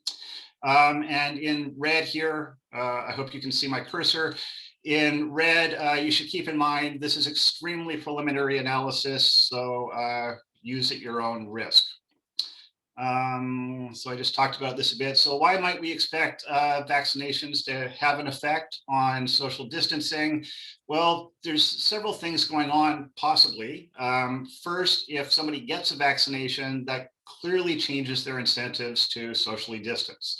So at the last point there, we'll note that since we have aggregate data, we're not going to be able to disentangle the effect of vaccinations on the people being vaccinated and the effect of vaccinations on people who haven't yet been vaccinated.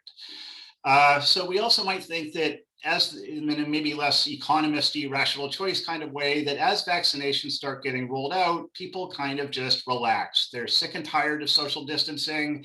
There's a vaccine now. Maybe people just kind of think the epidemic is over and they don't have to be so careful. Finally, getting back to a more rational choice type explanation, but with non-standard, not entirely narrowly selfish preferences.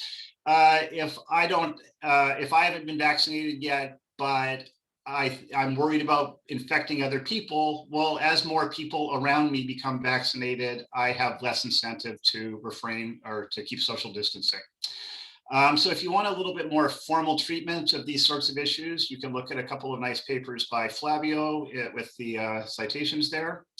Okay. So I already said that. So where are we getting our data from? Well, a lot of this comes from the very helpful people at Our and Data, who have compiled lots of relevant things, which we're drawing on. And in particular, the vaccination data entirely come from Our and Data. Their team, as far as I'm aware, they're the only people who have put out any data so far that which could be possibly be used for research purposes on the rollout of COVID vaccinations. We're also going to use, as is common in lots of papers on COVID, the Oxford Government Response Tracker Stringency Index. So part of what we're thinking here is, as vaccines get rolled out, maybe governments respond by reducing the stringency of social distancing mandates. So we wouldn't want to confuse the effect of the vaccinations themselves with changes in policies if those policies and vaccinations are substitutes in the eyes of decision makers. So we do want to control for that, and we're going to do so in this straightforward manner. How are we going to measure social distancing? There's a few different data sets we could use. I think the best one for our purposes is the Google mobility social distancing measures. So you're probably familiar with them. This is Google tracking people's smart devices, trying to figure out where they're going. And we're going to look at a variety of different trips, they're called, where people are going, trying to measure their social distancing related behaviors. We have a few limited controls besides that, which came from various government sources.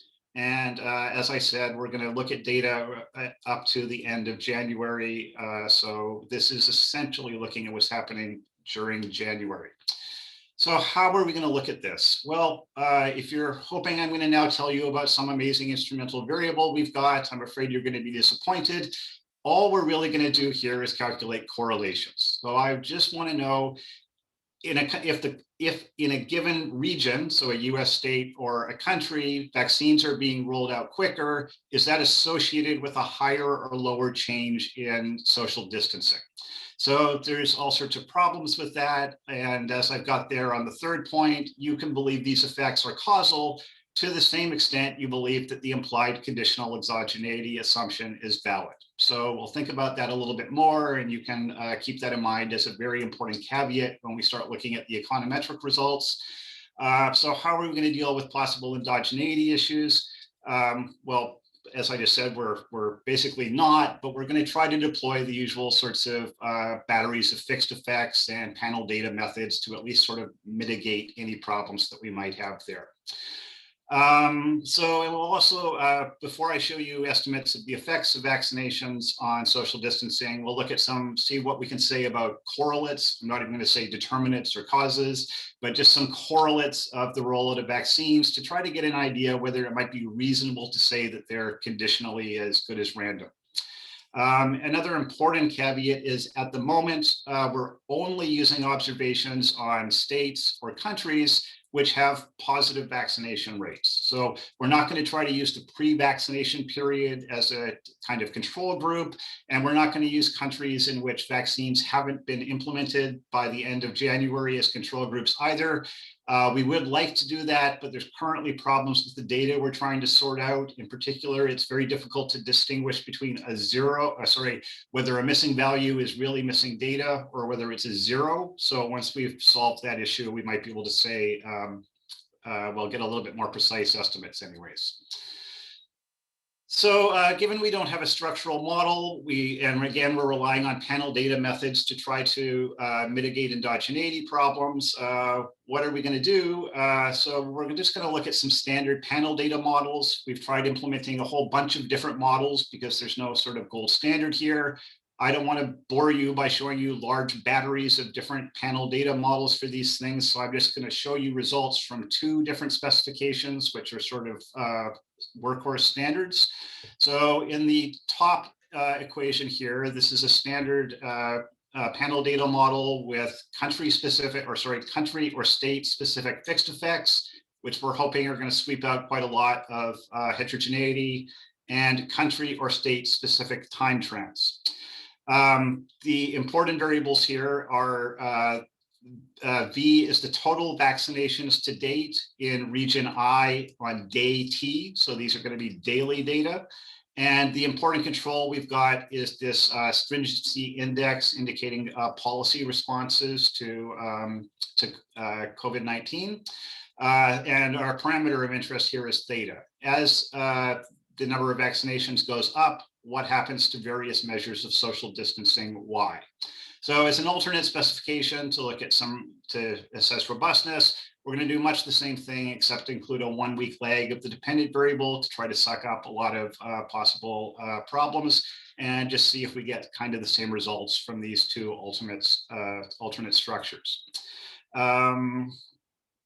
Okay, so what else should I say about the modeling? We're going to control for clustering at the region level.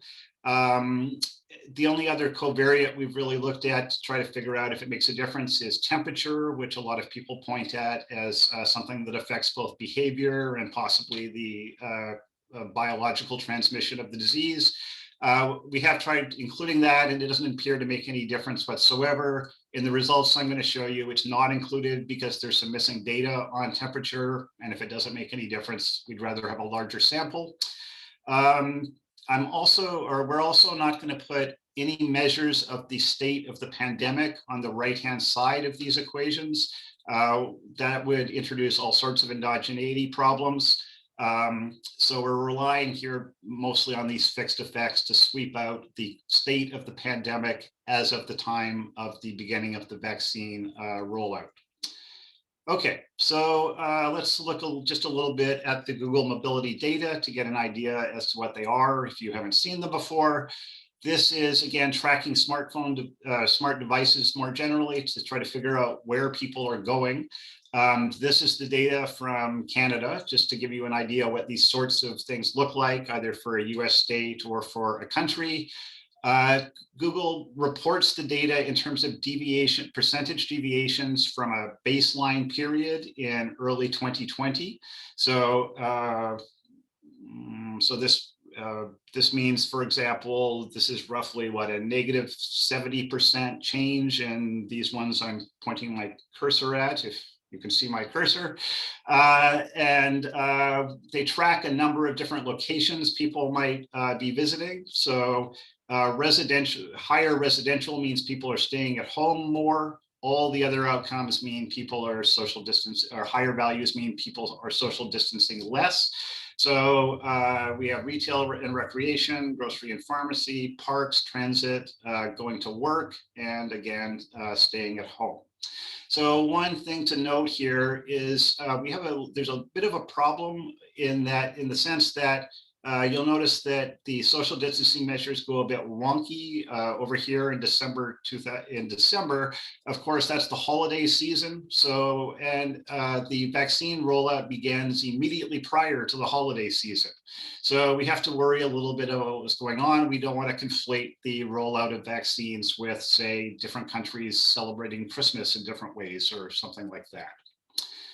Okay, so let's look a little bit about, again, I don't even want to say determinants. Let's look at some correlates of the vaccinations across countries and states. Let's look at countries first. So this on the y-axis, we have the number of vaccinations per, to the proportion. No, I shouldn't say it that way. So this is number of vaccinations, which is number of shots in arms, which is not necessarily the same thing as the number of people vaccinated. So this is the number of vaccinations per 100 people on the y-axis. And on the x-axis, this is COVID deaths to date across these different countries in this case. So what can we see? Well, first of all, we see there's big outliers. So ARE is the acronym for the United Arab Emirates. This is Israel, and this is you nice folks in Great Britain.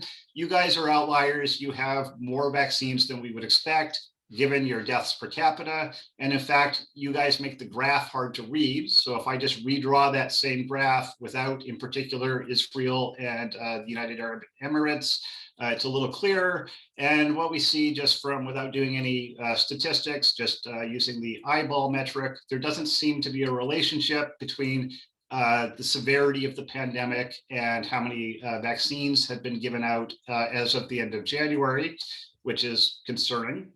If we draw much the same graph, again, excluding these two countries, so just we can see what's going on, except now I've got number of vaccines and GDP per capita on the x-axis. We see there's a strong relationship between income or average income anyways, and number of vaccines. So it looks a lot like wealthy countries are able to buy themselves vaccines first, not countries that necessarily need the vaccines the most. So if we formalize that a little bit with some little regression models, so here the dependent variable is the number of vaccines per capita that have been given out as of the end of January. And what we're looking at in the top row is the log of GDP per capita. And everything is in logs on the left-hand side and the right-hand side. So you can just read all these numbers as elasticities. And you see across specifications that the elasticity of vaccinations to GDP is roughly unitary. So in other words, a 10% increase in a country's income is associated with about a 10% increase in the proportion of the number of vaccines per capita. So if we look across columns here, what are we controlling for? Well, what happens if we throw in a measure of the severity of the disease? So we've got either cases or deaths to date in columns 3 and 4. They don't have any explanatory power whatsoever. So it's, well, we haven't looked at other things basically, but in the race between income and severity of the pandemic clearly loses. What happens in this final column if we say, well, what happens if we just dummy out the United States, Germany, and the United Kingdom? These are countries in which vaccines are being produced the most. Maybe they're keeping vaccines for themselves. Are they driving these results? Well, it's a little disturbing. So notice that that does explain some of the income elasticity. It falls by, what, a quarter or so. These coefficients mean the United States, Germany, and the UK have far, far more vaccines than we would expect, given the state of the pandemic and given their income. And we also see that conditional on those things, so after we remove these 3 countries, controlling for GDP, there's actually fewer vaccines going to countries that need more vaccines, in the sense that the pandemic in those countries has been worse.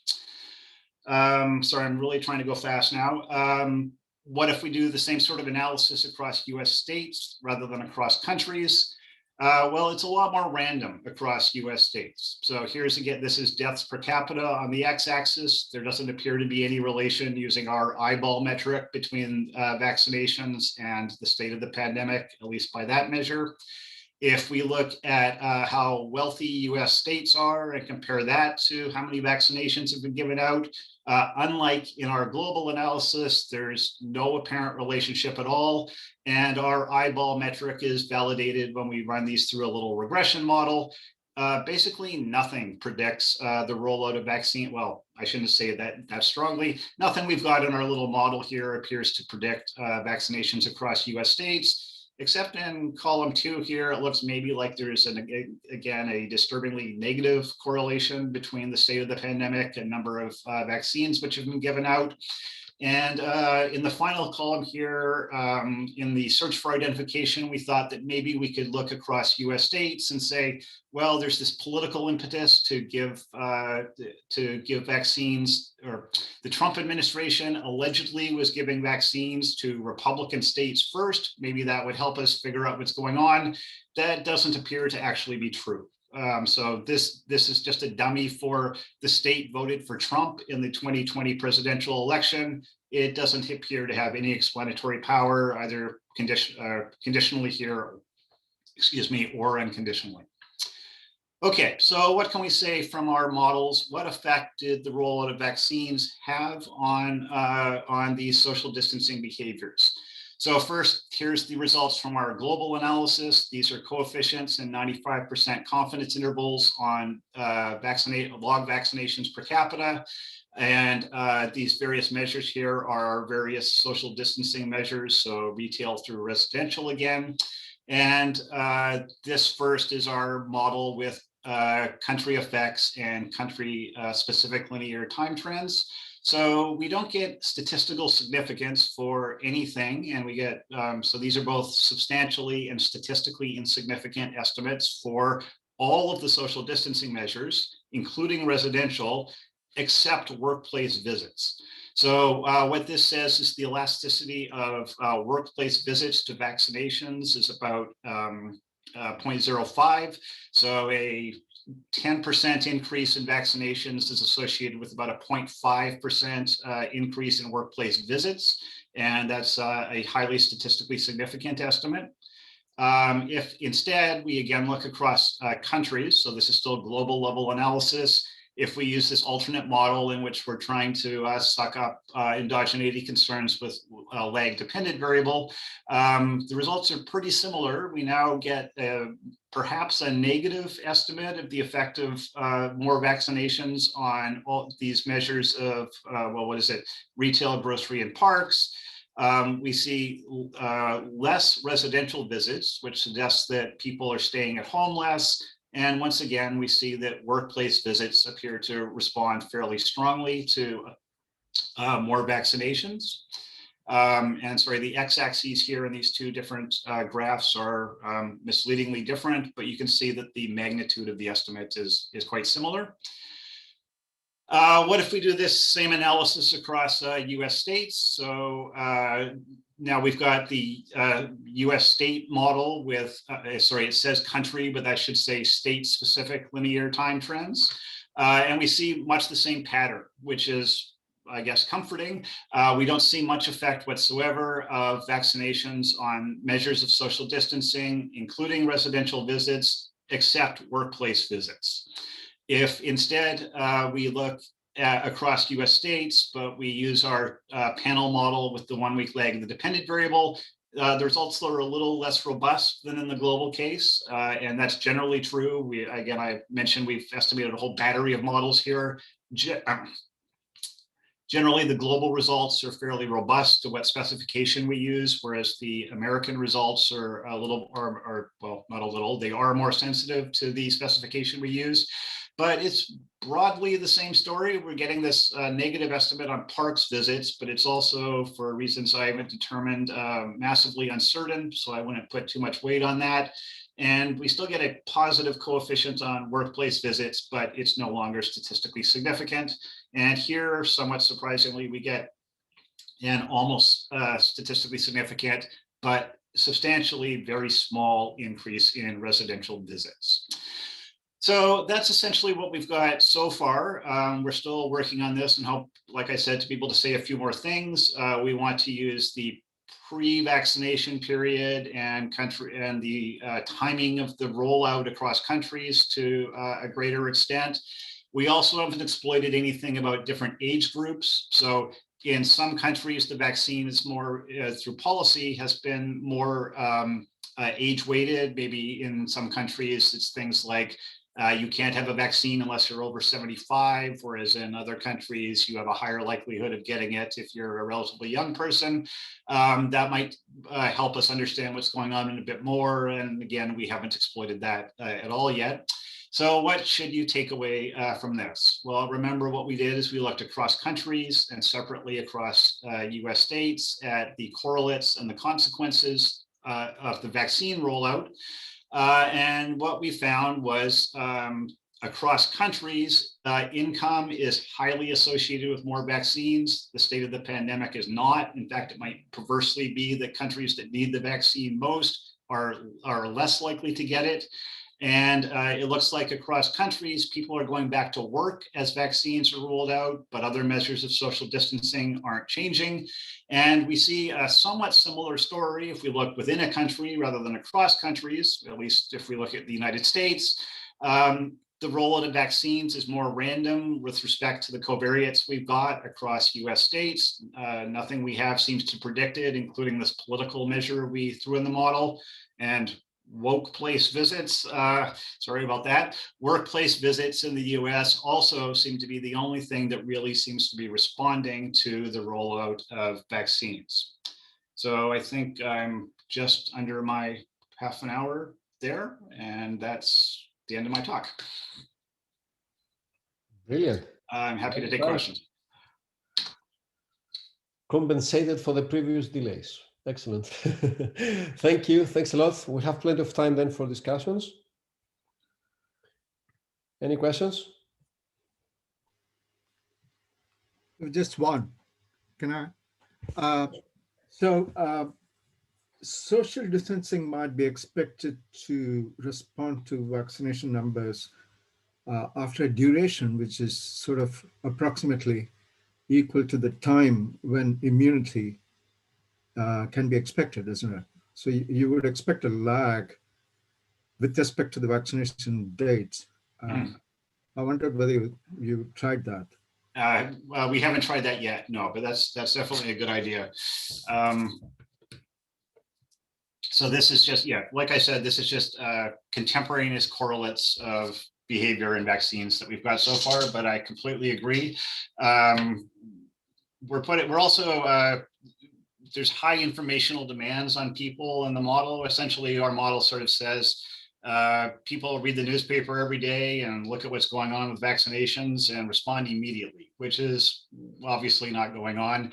Yeah, one thing we definitely want to do is try throwing some legs in there and see if it makes any difference. Thanks. Thanks.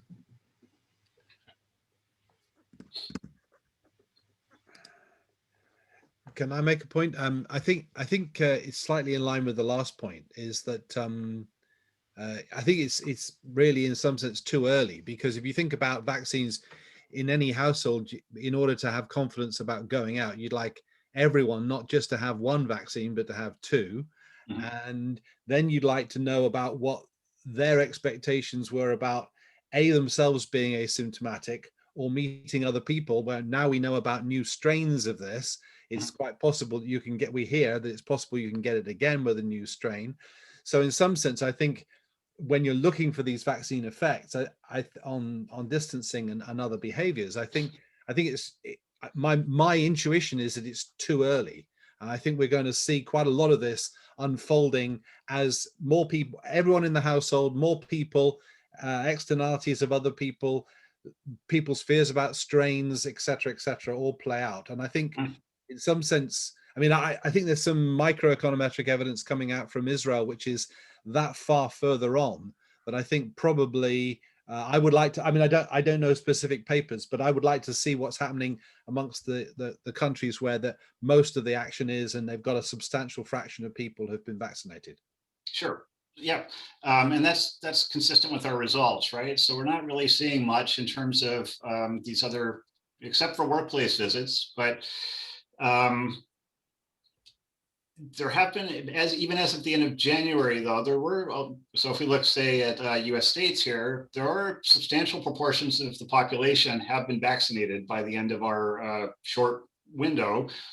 I don't think it's unreasonable to look to see whether giving 25% of the population a vaccine has had any effects on these measures of social distancing.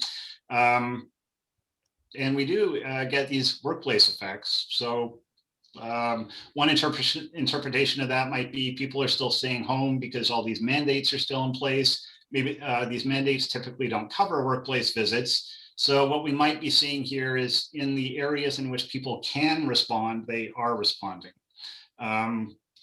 But yeah, I agree. It'd be certainly, we plan to keep updating this analysis as more data come in. And it'll certainly be interesting to see if the results become more prominent as vaccines are rolled out more and people learn more and expectations change and all these things. I completely agree. Another quick thing, I think that, I mean, one of the things that I know you've got fixed effects in here for states or countries, but one of the things we've heard a lot about is potentially people's different, the amount of space there is and density of population, and B, the sort of social norms, so that, you know, if there's a cafe culture in Italy or there's a different culture of staying indoors in Sweden or whatever it is. Now, in some sense, I would like to see, rather than it just be fixed effects by country or state, you know, is there any real variation in terms of that observed heterogeneity across states or across countries that you can exploit in terms of explanatory power? Yep. I agree. I certainly would expect heterogeneous effects here. That's something we'll have to look at in the future as well. It's the data are so limited right now, it's hard enough to just say what the correlation is, much less trying to explore the distribution of heterogeneous effects. But I completely agree. That's an important point.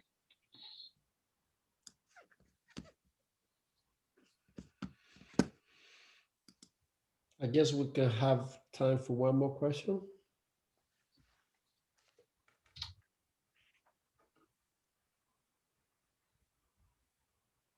Right. Thank you very much. Thanks a lot to all the speakers for the excellent talks. Looking forward to get them on our desk with Flavio, I guess, to see the new results and more analysis. Thanks everyone for joining and for the questions to our speakers. I guess, I don't know, maybe we can have 5-10 minutes, or maybe we can have a general discussion if anyone wants to. Chloe, Corrado, what are you? Yeah, Could I just ask, Corrado, this will be posted so that people can access it later, right? Yeah. Yeah, so the recording of the presentation will be made available to all the speakers and, participants. And then there will be a follow-up email through Scholar One about the special issue deadlines and submissions guidelines. But yeah, what I want to say also on behalf of the National Institute of Economic and Social Research and the National Institute Economic Review, thanks very much to all the speakers and to Flavio and Miltos indeed for putting together such a excellent schedule and giving us the chance to really explore this complex relationship between epidemiological dynamics, economic decisions, and government interventions. It was very insightful, and I think many of us learned a lot, at least in the audience, about those complexities. Yeah, so I guess if there are no other questions, Chloe and I will follow up with any other information that we might require. So thanks very much once again. I don't know if Adrian, you want to add something. Well, really just to echo what you've just said, Corrado, a huge thanks to all of the presenters for fantastic papers. I had to leave briefly for a meeting in the middle, but otherwise really enjoyed it. Very rich, a lot to absorb and reflect on, and I think it's going to make for a fantastic special issue. So thanks you all for doing this work in exceptionally difficult circumstances. We didn't have very long to put it all together because there's the timetable for preparing the journal, but it's really wonderful to see all the work coming together, and can't wait to see the papers as we then prepare them for publication. So huge thanks also to everyone for joining us and making a really rich discussion. Really thanks to Flavio and Miltos, of course, for coordinating, all to Corrado for overseeing it. But yeah, wonderful event and a great way to end a very long week. So thank you all very much, and I hope you have a good weekend and that you stay safe. And of course, to our team, Chloe and everyone else, for putting it on, and of course enabling us to actually meet and move the slides on even when we had the odd little technical glitch. So all good. Thanks very, very much to everyone. Thank you. Bye-bye. Thanks to everyone. Cheers. Bye. Bye-bye. Thank you. Bye.